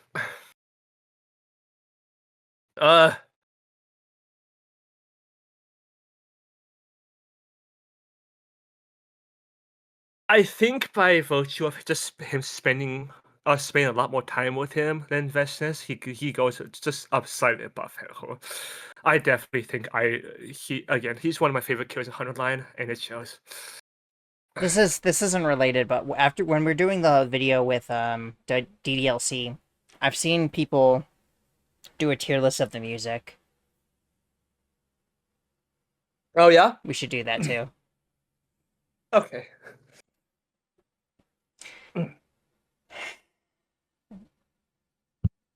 I want to hear your opinion. Oh boy. So let's start with the voice actor. The voice actor, Elsie Lovelock, is extremely talented.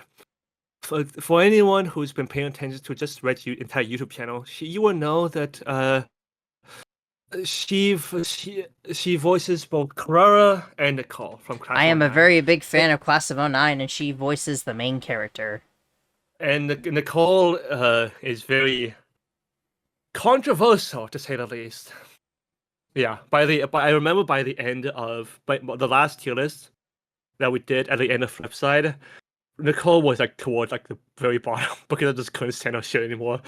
And but overall, Nicole was just a great, interesting character. But that's not the time and place for this. But Elsie Lovelock is a very talented voice actress, and this really shows in Carrara. Oh, we should do the if we have time, we should do the re-up tier lists this weekend.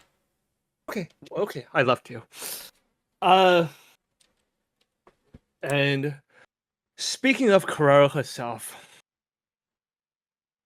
like those like most in the Signal Last Defense Academy, Kurara was the one that was vehemently up against like siding with the others and She was the one that kept inciting the arguments. inciting the arguments. Yeah, which really hurt her. Like really hurt her. Initially, I honestly remember disliking her. But the more I saw of her after we saved those from a brainwashing and like she reluctantly apologized, the more I started like grow accustomed to her. And after the argument with Shoma with the fist fight, and you get to see what she is underneath. Again, she skyrocketed like Red. She skyrocketed. She is adorable without her mask, and Now I want to watch that scene again too. Because And I wish- had such a fangirl moment. yeah, it was adorable. I wish that I know why they didn't do this because I know her whole gimmick is that when she has a mask on, she's confident, brazen, and like telling other people what to do. And when she has a mask off, she's apologetic and just this little cute, adorable, cute little girl.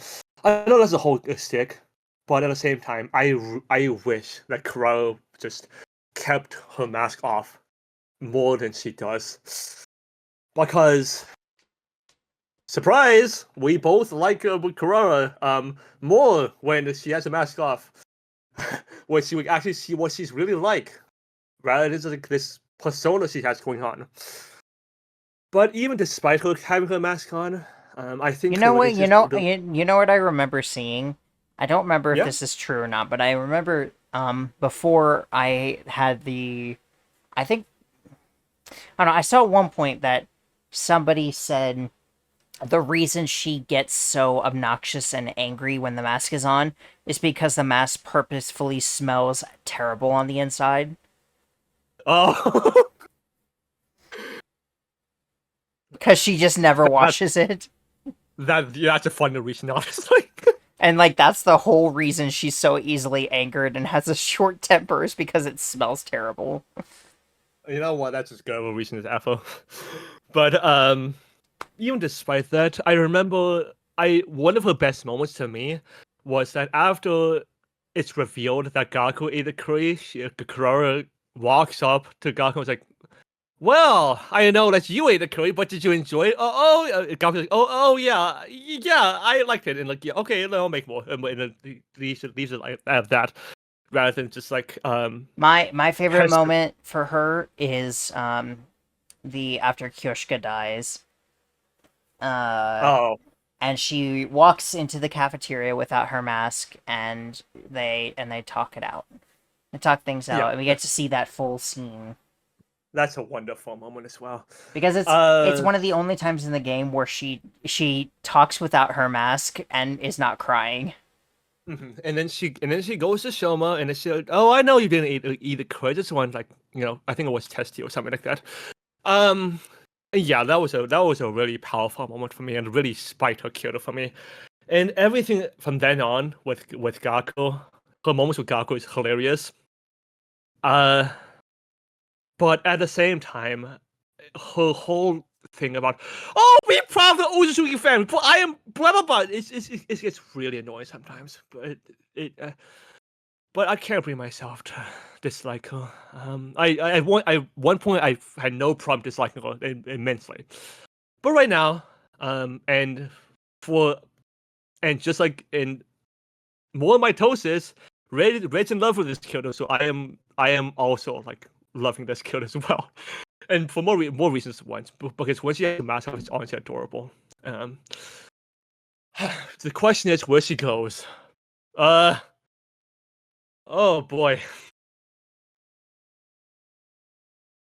Uh.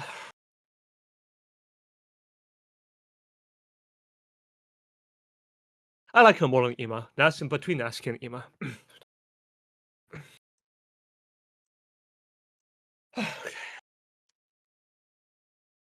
Not even gonna say her name. No. Okay. It is starting to get late, so we probably won't do the entire thing tonight Okay, that's fair.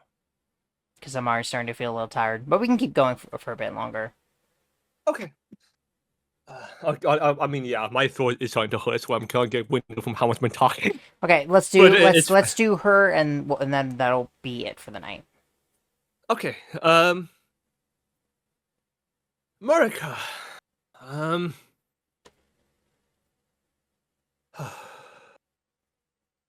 I guess she just. I do remember a couple scenes involving her. The one where she tries to prove that Messiah is like a terrible person, just like undoes a few points at a time. Like, oh my gosh, Messiah, why did you do it? Yeah, that moment really sucks for her, and I'm really want to like see it again just to see if it's really that bad or just like our minds like exacerbating it again. But even past that, I remember another scene where like she's standing empty-eyed on like the cathedral rooftop when it's raining. It's like it like threatens like I guess jump off. Like it was like please get down from the but it's like Marika is like but I'm pretty sure but that Messiah, that happens after the scene that I'm dreading. yeah, exactly. It does because I remember her saying, "But Marika, but Messiah, I've done like so much terrible things to you. I must repent for my actions." Was I imagine is she was referring to like the scene she did before, and then Messiah goes up, and then Marika slips. And unfortunately, does not push her. Marcus slips and then Messiah like catches her and like saves her. And then after she helps her get down, I remember her being a lot more open, a lot more kind to a lot more open and kind to Mitsuki in a conversation with Mitsuki. Where like, hey, Mitsuki, am I really doing the right thing? And it's just like being more hesitant about it. I think she has some very good character moments that we haven't yet seen yet. But unfortunately, we haven't gotten those scenes, and unfortunately, as it stands, the only thing we've seen of her so far is just like, oh, I'm against keeping Messiah in this school. The business must remain a girls only class. Yeah, and in that vein, she sucks. She's pretty one dimensional so far. I'm not gonna hate on her too much because she hasn't done anything terrible, and I'm gonna reserve my judgment for when the scene happens. But for now, she's just the same as like the other Red Rose Society members, and like she doesn't have much of a presence. Well, she has the least presence really. Her only scene is like with Mitsuki. And I'm also just not a fan of her like upfront and like I know what I'm doing attitude either. So I don't hate her, but I also don't like her. She goes in B tier, bottom. No, she goes in the top of C tier actually. For now. All right. Now we're gonna leave off this first part. For you guys, it'll be immediately after, though. Yay! And we are back. So, let's see. Who shall we do next? I want you to do her.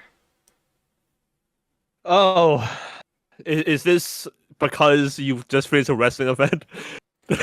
Let's go with that. We just finished watching night 1 of SummerSlam. Well, I'm sorry, Marco, because I have nothing to add to this character except for what Red said. Well, to reiterate, she was built up throughout the entire first round as this incredible force that was capable of defeating like an entire side basically on her own. I guess you can theoretically if you like max her out, and like she gets a bunch of armor, but realistically, probably not. And when you finally get to play her, she is one of the most underwhelming characters in the entire game. Whoop-de-doo. but even outside of battle, which just, I mean just looks miserable with her. She has no presence in conversations. So she's honestly kind of dumb, and she has like absolutely no presence and very rarely adds anything to the conversation. Detail, easy, top detail, because she's less of a bitch than backup. But yeah, that's all she has going for it. Risei. Risei, so Risei, I on the other hand love. She is the first character you and Messiah ends up meeting in Princess of Angel. She's the one who gets him out of his mess of poverty and I guess and debt. Although I guess like she did make him lose like the lottery ticket, but um.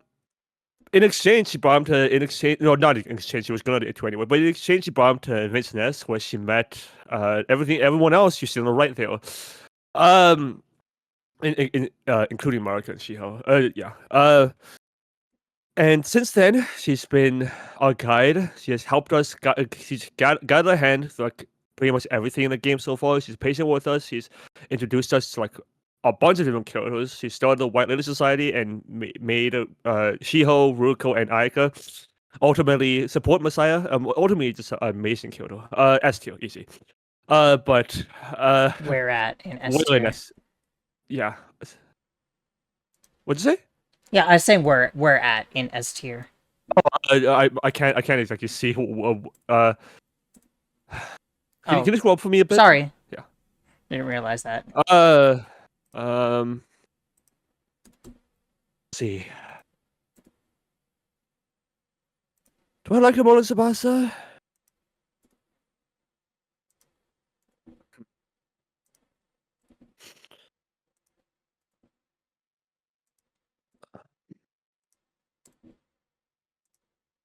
To be honest, I say I do. But in front of but between Takumi and Tsubasa.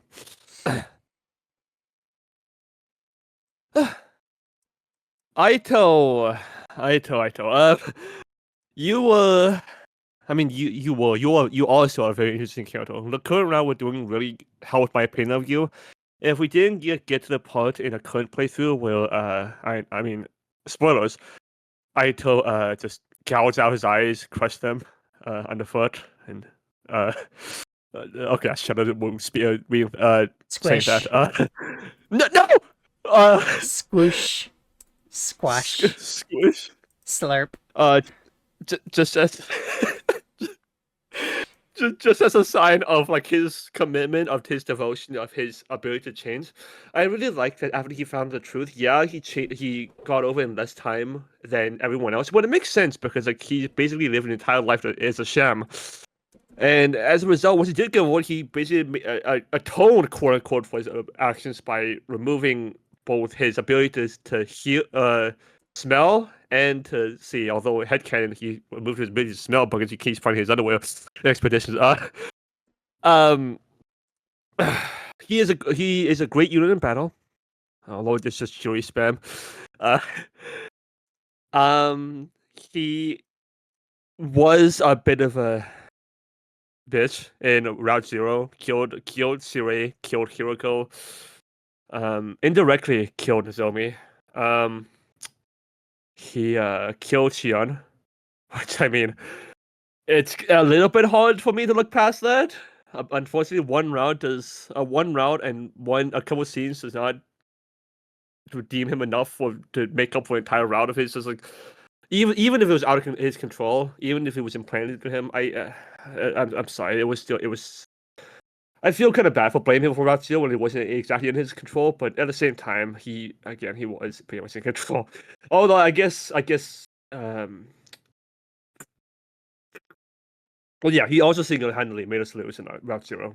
So, oh boy. Unfortunately, our current round, the Truth round, is probably the only time we'll get to see Idle Chains. So I won't like immediately throw him in S just because but deep down, without his problems, he's actually a good guy. Because the truth of the matter is probably all the other rounds, he's either gonna be dead in the other split, or just back to being same old evil Aito. So Uh, he's kind of he goes right below Monica because he's like the same he's the same. I see his redemption as the same kind of thing that Monica did at the end, where like he able deleted everything she's done, files like she doesn't like hurt other people, and it's like leaves a blast impression of us. But yeah, I do enjoy his rambles, but I simultaneously, and maybe crazily, like Monica more. He goes between Whiteface and Monica. Between Whiteface and Monica? Whiteface and Monica. Yeah, that's what I said. How about her? Speaking of bitches, this character is arguably of the ones who made the biggest douchebag or slash bitch of the entire game, because in Princess of Ransom, in Killing Companions, she made Maria die. She she caused Maria to go out. She killed Gregor, and she basically gave an ultimatum to and told us like go out or die. So she's insane. She oh boy. I'm upfront. I am not a fan of this character, and it shouldn't come as much as a surprise either, because she did nothing but just order other people around. She is the least like kind of the entire cast, except for maybe the killer, in which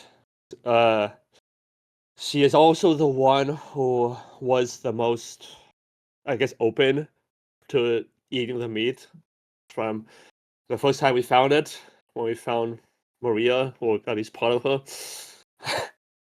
She actually the final boss in the game, but her final boss battle is unfortunately underwhelming. In my opinion.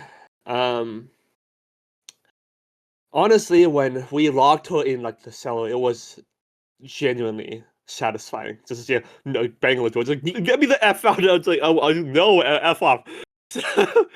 um, she does have a couple great CGs. Like every time we lay on her, we lay on her, we wait through on the bed, we will wake up. I think aside from the one which is there was no people, that was creepy as hell. But I mean, I will say the CGs give her appearance a lot more justice than her model does. But her appearance isn't everything, and the truth of the matter is, her personality is hot garbage. She goes in let's see.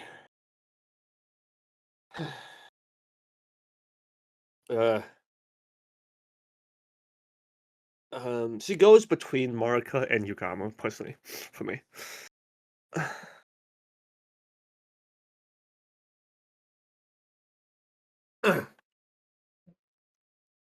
Gregor is again has the only thing I can say about him is that he's the usual, just upbeat, chill, very cool father who is like very teaches the younger generation a bunch of stuff. And that's about it.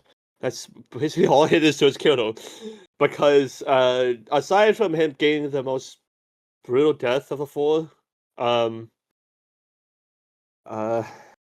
there's really nothing else to his kiddo. At least with Onion and Bread, they had more of a presence. I guess Gregor does have a bit of a presence, but even in a when we look at the four characters we're speaking to, he has between Maria, even after Maria was gone, he still didn't have much of a presence, and even after Anatoly was gone, Kieran had more of a presence, which is honestly really sad. He goes to the bottom of CTO.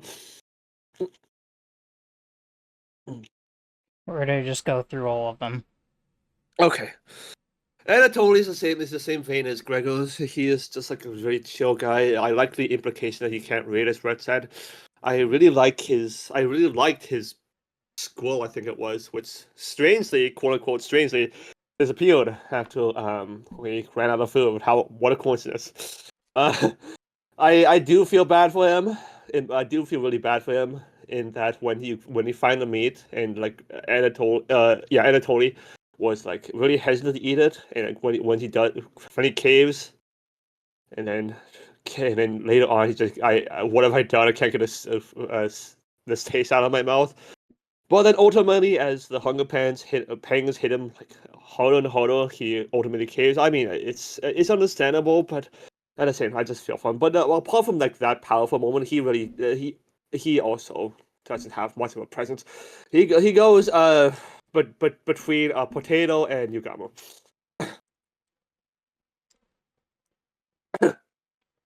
Maria, both Red and I agree that Maria is the best of the four, and it's a shame that she was the first one to go. But simultaneously, I really like her appearances in the hallways. Just as a silhouette, I really like that she sometimes whispers to us in the halls. I really like that she appears randomly when you look in the window. Ark A couple likes times, the rather. Maria ASMR.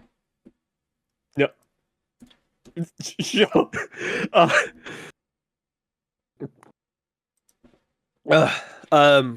I think her model when you see her corpse, quote unquote, or rather her ghost, is the best of the four. I fully agree with that. And I really like that in nightmare mode, she is the one who kills the killer in the reverse card.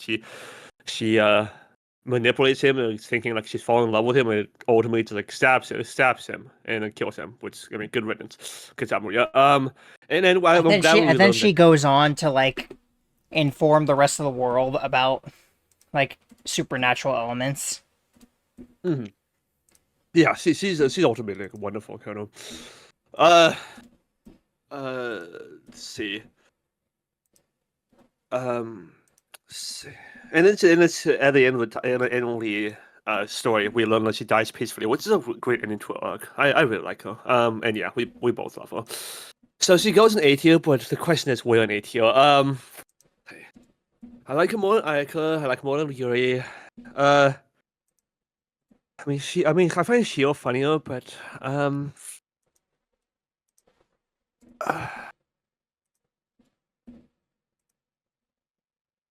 she would go in the same place as She-Hulk, but you can't like put two places on top of each other. So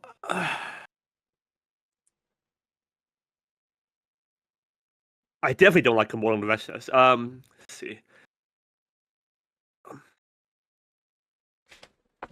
For now, I'm gonna put her above She-Hulk, but I'm gonna say right now, when we learn more about Messiah and She-Hulk backstory, we will get to She-Hulk's route. She-Hulk will absolutely pull ahead. I mean, I guess you can say the same for everyone, but I mean, yeah. Tommy, we love a cute Tom call. She goes in as easy.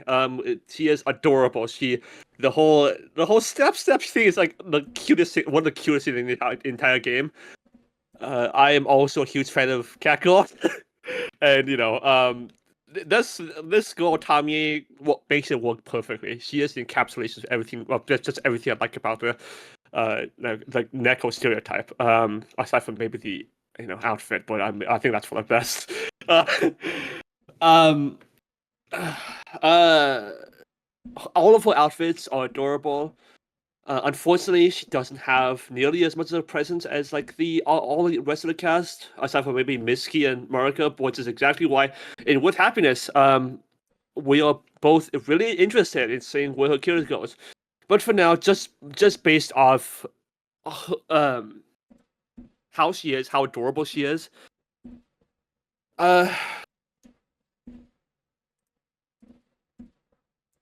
this is definitely biased because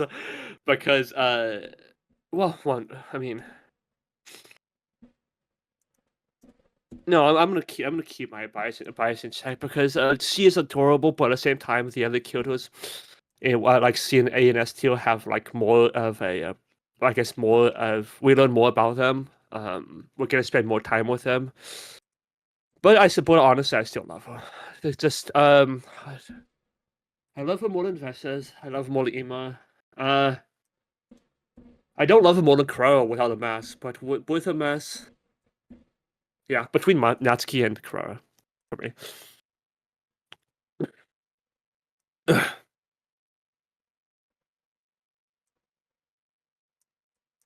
Kyoshka.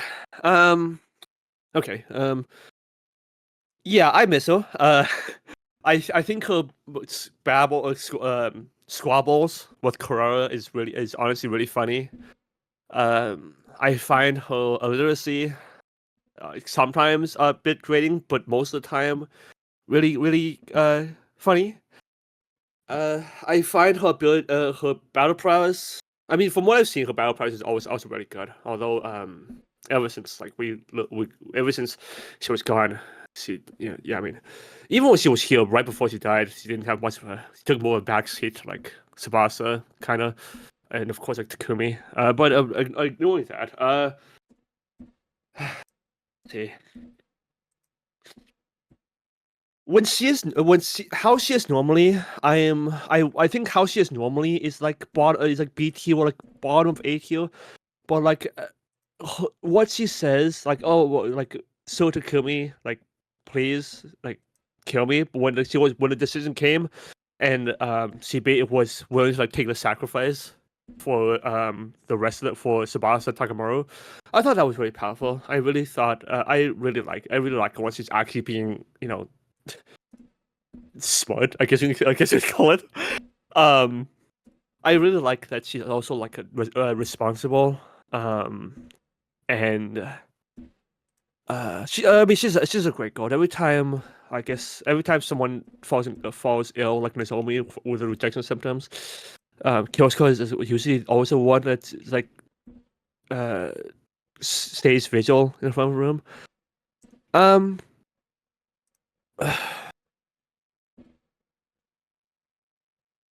Hmm.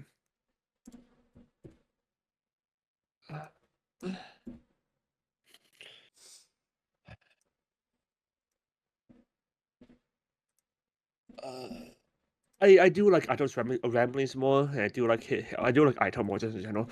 But I for sure like her more as Whiteface. So she goes between Ito and Whiteface.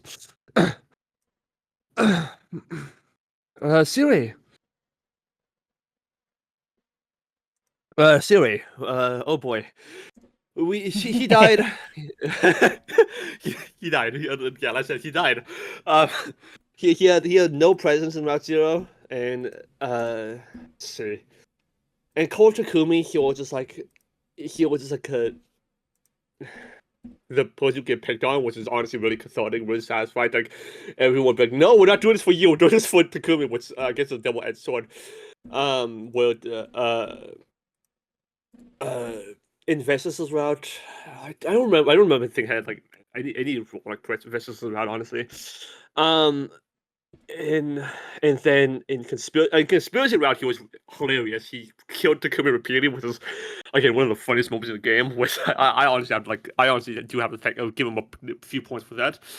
But in the current route, I do like that he acted like a father figure to Shion. I think he's really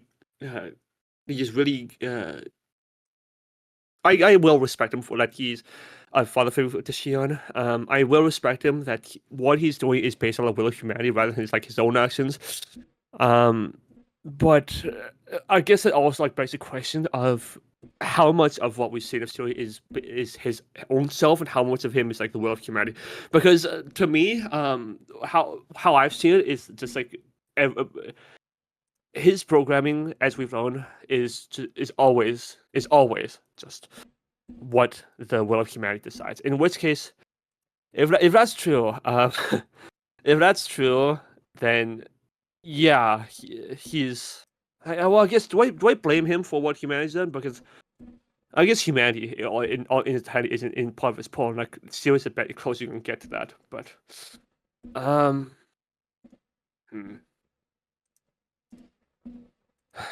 He's not. I won't say that he's the best Kodaka mascot because he really isn't.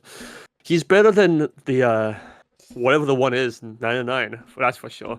But he's definitely Zero Junior. Zero Junior. Oh, that's a name I haven't heard in a long time. He's not better than that. I mean, he is better than that, but he's definitely not better than either Monokuma. He's far below Monokuma, and he's kind of below Pink One either. I don't remember her name. Shinigami?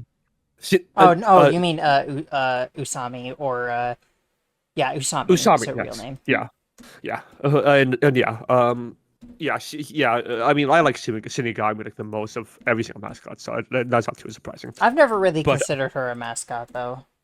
I guess that's fair. But I mean, they both have like the same.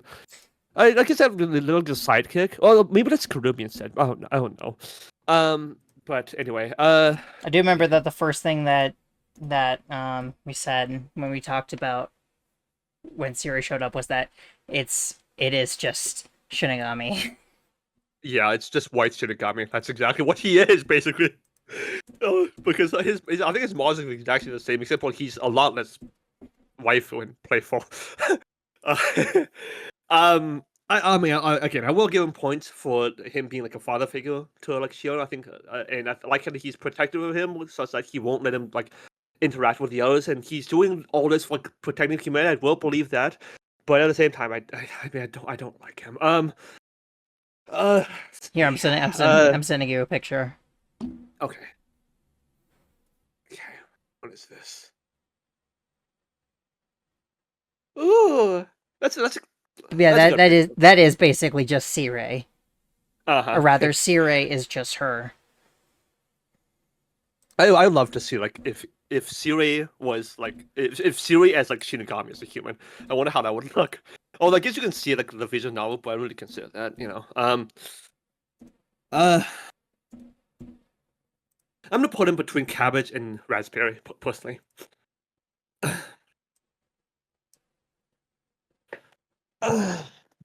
Messiah, of the protagonists, I don't like him more than Yuma. I don't like him more than Kumi. I do think that he's just like a. Well, no, I don't think I won't say like he's a very typical like boy in a harem kind of guy, because that's not what he is. He actually has like, more of a story to him. We learned that he has a backstory we haven't seen yet, involving Ryusei, involving Shiho, that I'm really excited to explore. I really like that he's thrown in like a situation where he has to struggle to be accepted. In the beginning, it was only Ryusei, but the more the game goes on, the more that he wins the popular vote, and the more that Vince Ness, I imagine, becomes like a co-ed school toward the end. I do like that he has a bunch of. I do like that he has a bunch of scenes with the goons, mostly protecting like the other girls. So far with Rise, Shiho, Ayaka, and by extension helping Ritsuko. I guess he also helped Konomi. He also reassured Konomi that after being locked in the bathroom, it wasn't her fault. He didn't like hold any grudges against Shiho after like she ignored him or like got him repeatedly into trouble, or, like slapped him across the face because he's understanding. Yeah, he's a very relatable kind of guy. I really like him. I unfortunately, I don't like him more than Takumi or Yuma, so he doesn't go in S tier for me. But he does go in A tier. Just let's see. Hmm.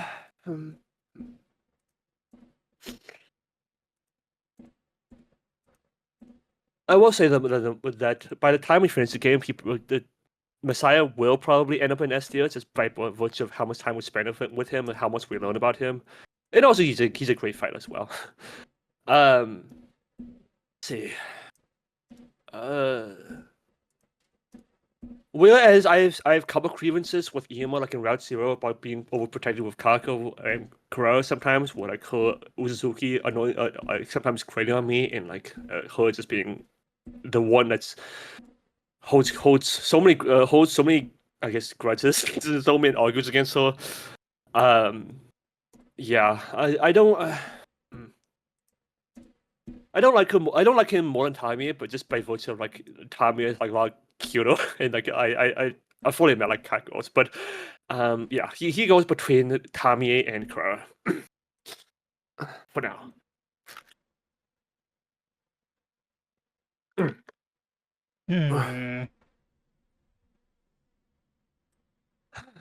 Hiriko. Hiriko.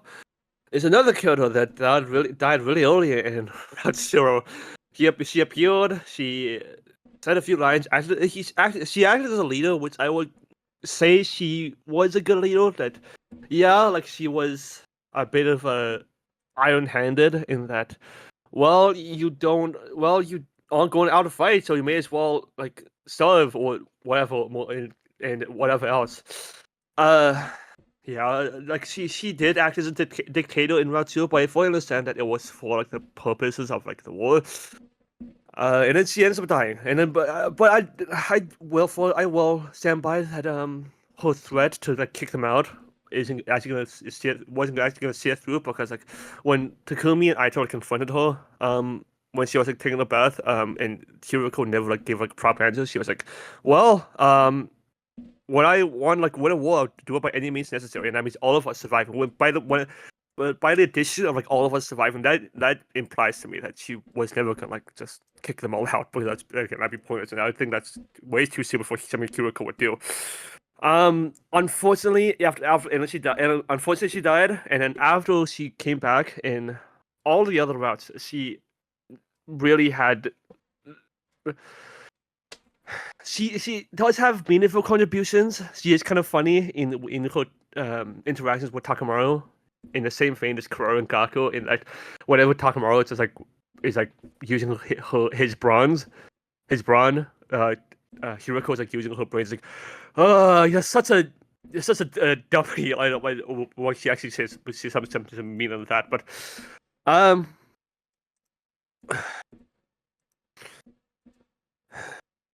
Uh, yeah, she's well, sorry, she's a great Kyoto, but just it's really hard for me to rank this Kyoto because again, on one hand, she's a great Kyoto. She has meaningful contributions. She's, from what I've seen, pretty good at managing to set her up. But on the other hand, she really just takes like a backseat to like the rest of them, and the fact that she died so early in round 2 really takes away from her, unfortunately. Uh,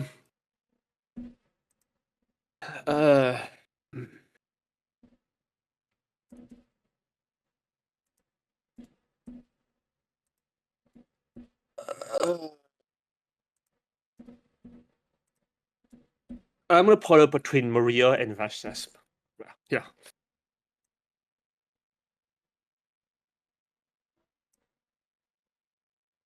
All right. Gaku. Oh boy. So I'm not a fan of. I'm not much of a fan of Gaku. I do sometimes enjoy voicing him. I do think he's kind of funny in his lines in his debates or squabbles with Kurora. But at the same time, like he's not kind of a creep. He is a creep. Um, and like sometimes, well, not sometimes. Like from what I've seen, like most of the time, when like something happens, like we usually the first like be negative about it, the first to be defeatist. Um. We make it's clear that he doesn't like take good care of himself in Route Zero. He was the one who didn't really have much of a. Yes, he had the worst reason of the 4. What? No, of the 5 rather. Uh, Man also needs to clear much of the room, but at the same time, I guess he did hold like a party, like a pool party, like the festival to like help cheer Kaku up. He held a pool party like, just to lighten up the spirits. He listened to Takumi to help Shion. Although I guess like Takumi just like praised him a couple times and that's it. That's all it takes. I guess he does mean well when he actually holds one of those parties, but at the same time, he's also like a creep in a boat. Let's see. Uh,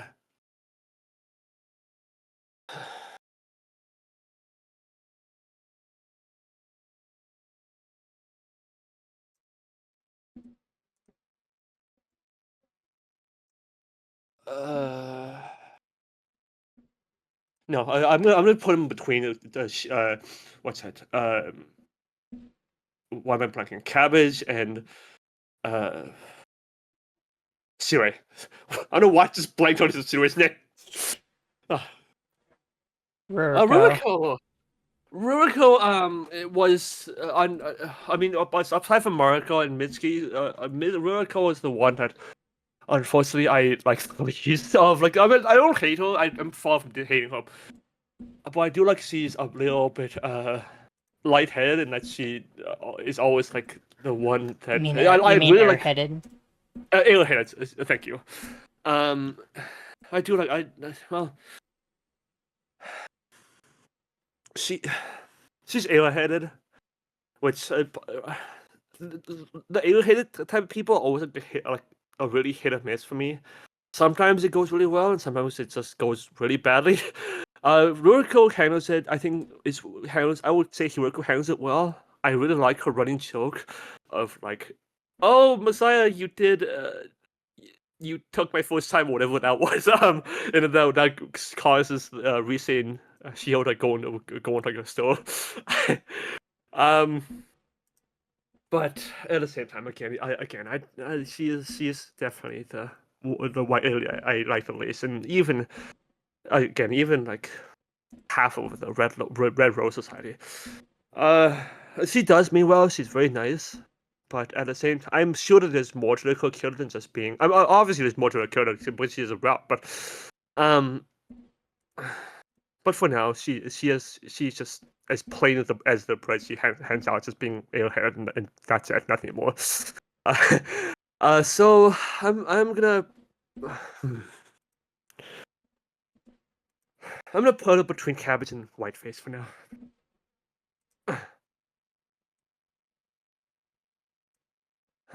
Okay. Doremi. Doremi is okay. I share the sentiment with Red. That I really like how funny she is. Every time she adds something, she never takes like a situation seriously. She always, even when the mood is heavy, she always tries to lighten. She always intentionally says unintentionally tries to lighten the mood up with like one of her weird sentences or like one of her reference sentences. Which always like ends up making Red and I laugh. And honestly, we both miss her, and it's a bit sad that she died so early in the route that we're on, and we have we have to basically the next time we see her is basically on the other choice of other split decision where we end up killing Aito, which is kind of crazy. But I'm sure that it's gonna make her hit like that much harder when she's back. She's unfortunately not very good in battle. Well, I'm sure Kirby would disagree. I mean, of course, she's not very good in battle because she only upgraded her like 3 times. But at the same time, we both really like her references. And she's hilarious. Let's see.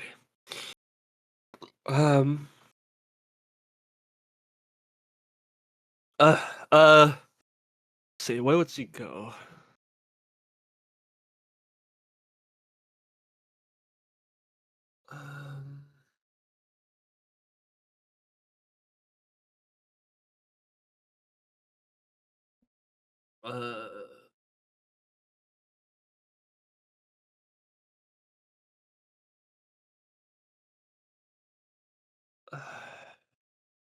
Crap, I'm really indecisive where she lands here.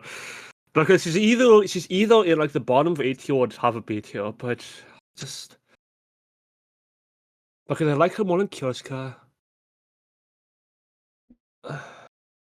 I don't think I like her more than Aito. So yeah, between Aito and Kyosuke, so there you go.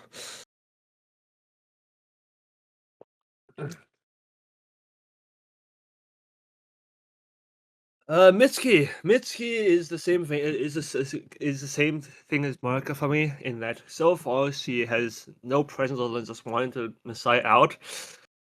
I think everything that I said about Marika basically applies for Mitsuki without any scenes that we know of that we're treating ahead. I don't like that she basically put Rise on the spot in the very beginning round. We have to make a decision whether to stand up for her or not. I do like that she appears more than Maruka, but at the same time, she's basically just like as much as plain of a Red Rose Society member as you can get, in that she basically is the definition of just wanting the side to leave, which is basically what the entire premise is like, and that's about it so far. She goes just above Maruka for me. I'm really excited to see how those two characters are gonna be redeemed. I mean, not redeemed, like I'm excited to like learn more about her and see how they come around to Messiah.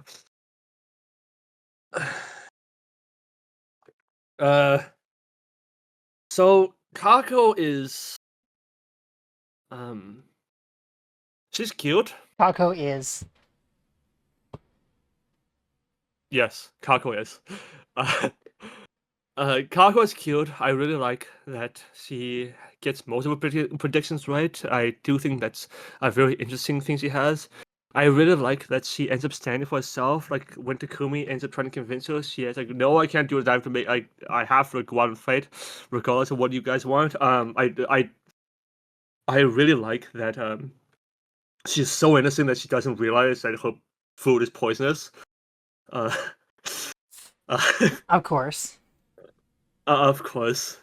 Unless she's doing it intentionally and just wants to murder everyone. That would be quite a twist. I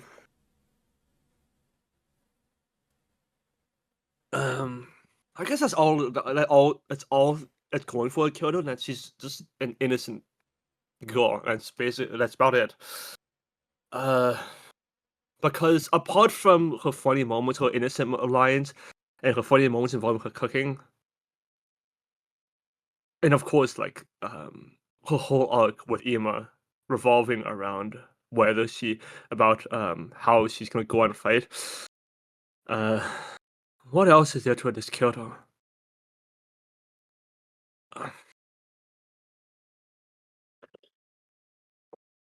Let's see. Well, I mean, at the same time, he's also like atrocious in battle, which is really unfortunate. Let's see.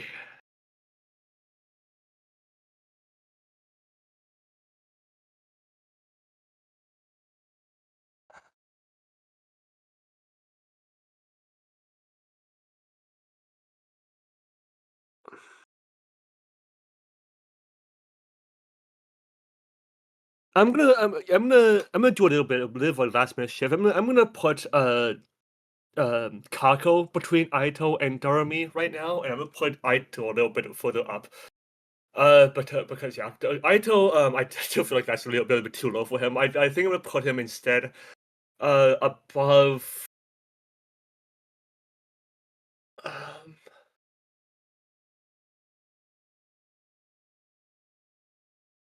I'm gonna put him between Vestas and Akiriko. Which is a bit of a jump, but yeah, I do feel like I did him a little bit too low, but put him like And that. then where's she going? She goes just between in between Monica and Doremi, because Doremi has been gone for a long time, and that's basically points away from her. She understands everything I wanted from Moko, as Red said. He's kind. He's very interesting. He's very kind. I said that twice. Crap. He's I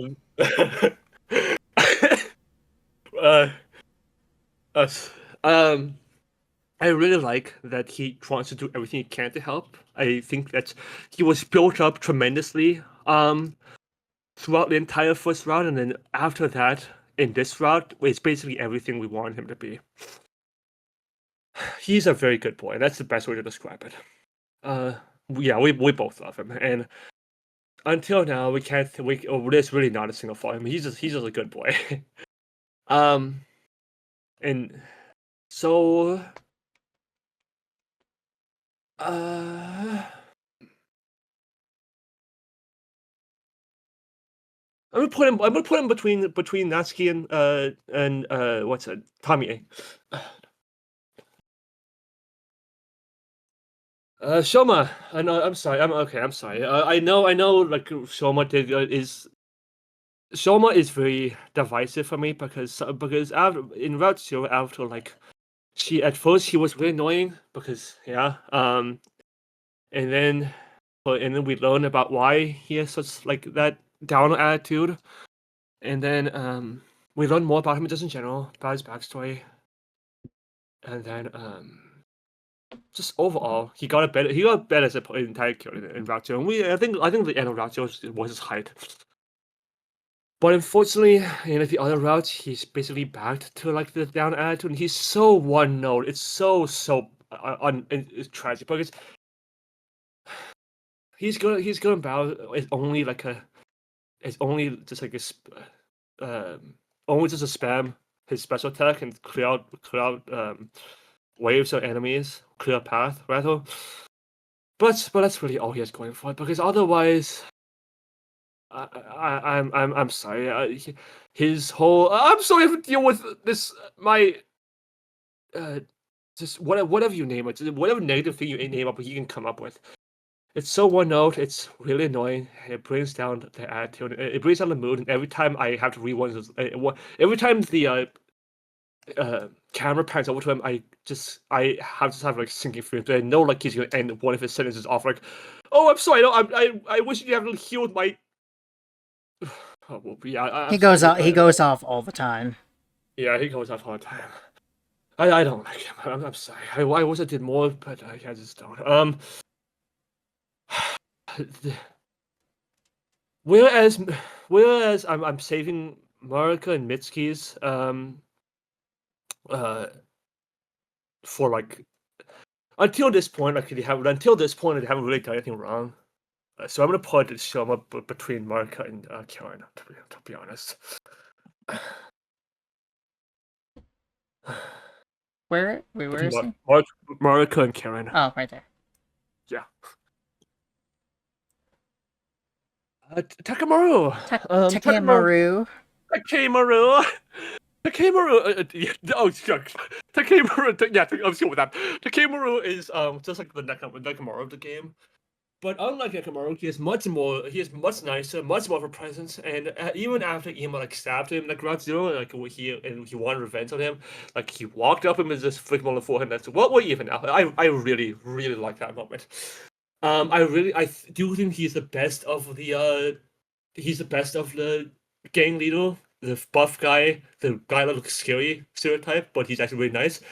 He just really is a guy that wants the best for his group, and I really like him. He's one of our MVPs, like almost in every battle. He's got great movement. He has his shield mechanic for every space he moves is kind of broken. Let's see, and yeah, he's the best of the buff guy by a long shot. And unlike Nekamaru, there's nothing I don't like about him personally. And unlike Mondo, he doesn't try to act tough just the entire time, and he gets much more time than Mondo. Let's see. I'm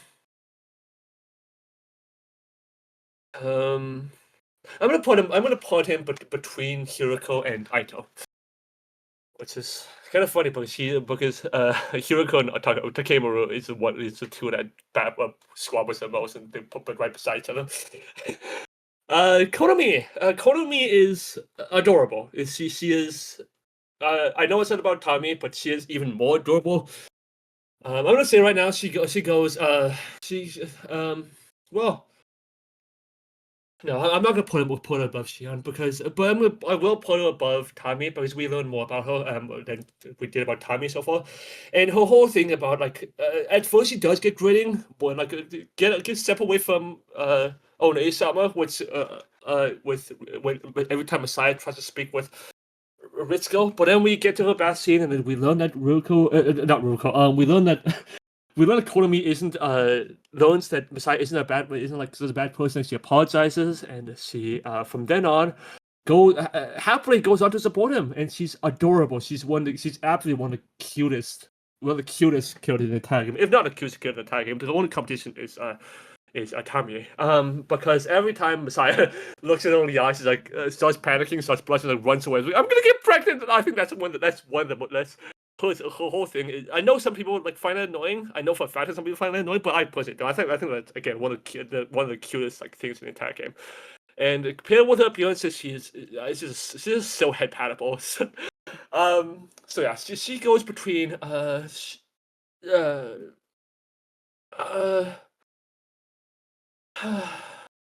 no, I don't. There's nothing that I don't like about Timmy so far.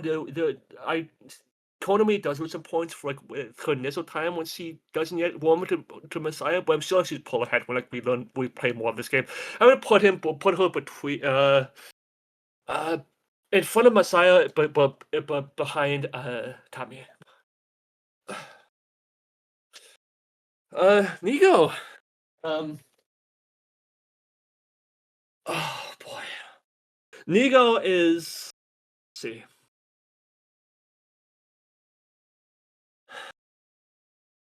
Nigo, what do I even say? I will say that Nigo has a lot less substance than Siri. He says she is basically just like an assistant or like Siri's second in command, or like back, or like the post that Siri picks on. Like every time Nigo's in charge, Siri comes like, "What the hell are you doing?" It's like, scolds Nigo. I kind of feel bad, but at the same time, that's basically what it is. I guess Nigo died repeatedly in Route 0 twice, and then Nigo just can't stop dying like the other routes because it just protecting Sui from Aito, and then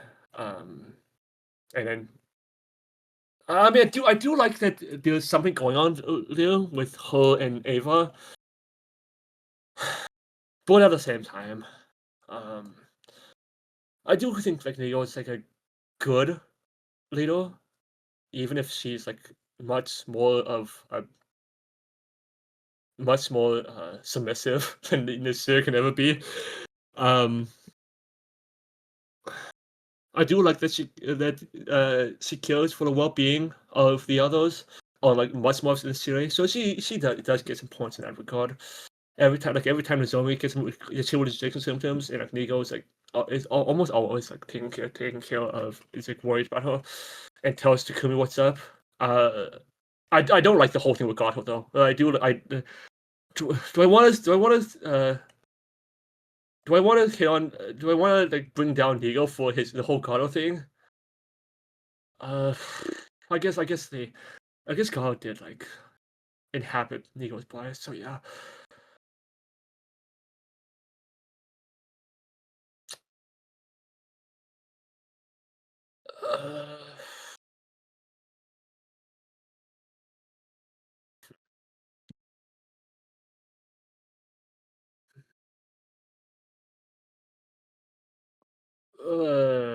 Bottom of BQ, just below Raspberry for me. Ava. Okay, Ava. First of all, I really wish that we got to know her without her brainwashing, because because with her brainwashing, she's one of the most miserable characters like there is. Like every time like she appears, just tell me what to do. I'm yours to command. It sucks to read. It's really bad. In battle, I think her ability to gain an attack for every space she moves is pretty strong. I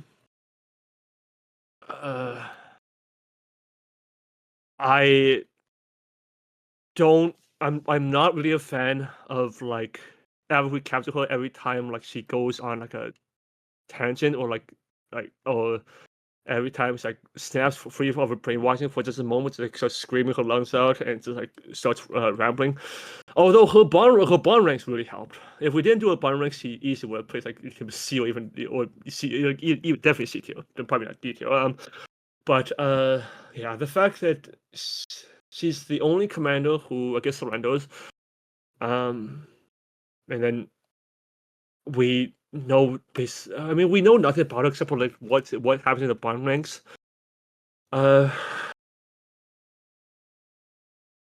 She's definitely go higher once we maybe get her water brainwashing. But while she has it, first of all, brainwashing is one of my least favorite things in video games.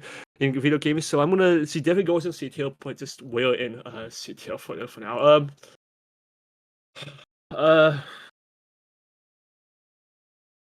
Um, let's see.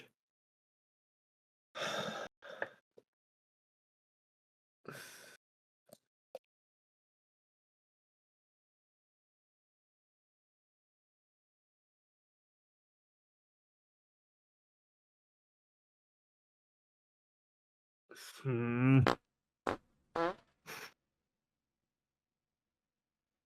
Well, fittingly, I'm gonna put her beside Shoma because Shoma's the one who's most attached to her, so I'm gonna put her beside Shoma. But I'm gonna unlike I mean Shoma always brings out the mood. Ava doesn't exactly. We actually learn more about Ava. So yeah, but it's right there. Okay. Um. Ritsuko. You can just throw both of these kills on the top of 8 S tier because that's basically where these two go. Ritsuko and Nozomi. Wait, both of them in S? S tier easy. I'm Ritsuko guessing goes Nozomi on first? no, actually, No, Ritsuko goes ahead okay. of Damn, that's surprising. because I'm gonna explain. I'm happy to explain why. I guess you can make a claim that Ritsuko, Nozomi, and Sayori for me are like basically all tied for first place. But I will say that I do like Nozomi a little bit more, and Ritsuko goes in first place because whereas Nozomi, anyone who's watched my 100 line playthrough is just aware of my love for Nozomi. She is the ideal woman in like video gaming history for me. She never blames other people. She always tries to do the right thing. She always is selfless. Is so selfish for way too selfish for her own good. She's one of the most OP units in battle. She makes just about everyone viable. She is just overall just the perfect video game character for me. But the thing about Ritsuko that puts I will fully admit that if I didn't have this one small detail about a bit of arc involving me and Ritsuko, she would have placed it lower, like maybe like around Rise's position. But the thing is, Ritsuko was my very first like video game crush, like ever in video game history, because I remember when I don't remember exactly what it was. And I think it was like 2010, around 2010. I saw a picture of Ritsuko, but I had no idea like where she was from. I just saw I think this picture of her, or like the picture of like when Messiah was first saw her. And, oh my god, she's adorable. I wonder where she is. But I never figured out where. Eventually, never figured out where she was. I just forgot about her. And then come to me and Red playing Princess of Angel, and then I learned that she's in this game, and yeah, that's the fact. So wait, I actually didn't know this. So I helped you rediscover her? Well, yes, I think you did. Yes. That's so cool. Yeah, you'll be proud of yourself for this. But even despite a bit of artwork that makes her the most special, the person that's the most special to me of like everyone here, of everyone S tier here, except for maybe Sayori because of sentimental value between me and Red. She's soft spoken. She's very kind. She's again very head palatable. I don't like that she has some animosity toward Messiah, but at the same time, she's made it very clear she didn't want to be like the Red Rose. She basically got twisted her arm into it. It's like okay, I'll accept, but by Mitsuki's request.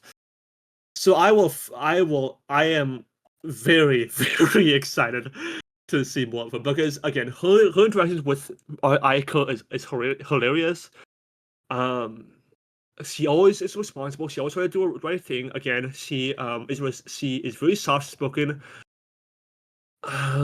Every time I see her, I just get excited. Same with Nozomi. So you basically say like Nozomi and Ritsuko are kind of the same thing, but in that unlike I guess I guess we spent more time with Nozomi, but at the same time, every time I see both Ritsuko and Nozomi, I just have me like sit up to my like, oh hi, it's just like just really happy to see both of them. And yeah, truth be told, there's many reasons why I want to go back to playing Prince of Vanzo, but one of the most primary ones is just learn more about these kids, especially Ritsuko. And Ritsuko is the sole reason why it's a primary reason why I want to go back to play it, because again, I feel I just want to finish the game was my first video game childhood crushes from, and that's basically it.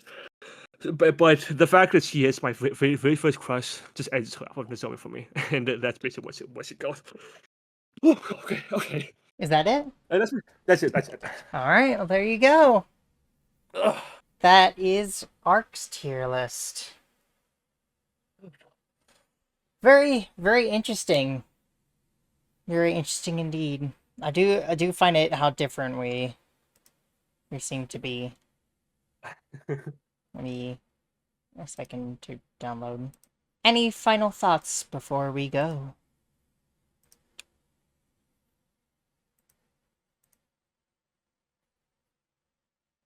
For anyone who's watched us for, thank you. I know this was a very long video, but I really hope you enjoyed just us rambling for several hours. I'm sure they enjoyed the commentary. But yeah, thank you all so much for watching. Please leave a like if you enjoyed and subscribe to see more. And we will see you in the next one. Bye. Bye.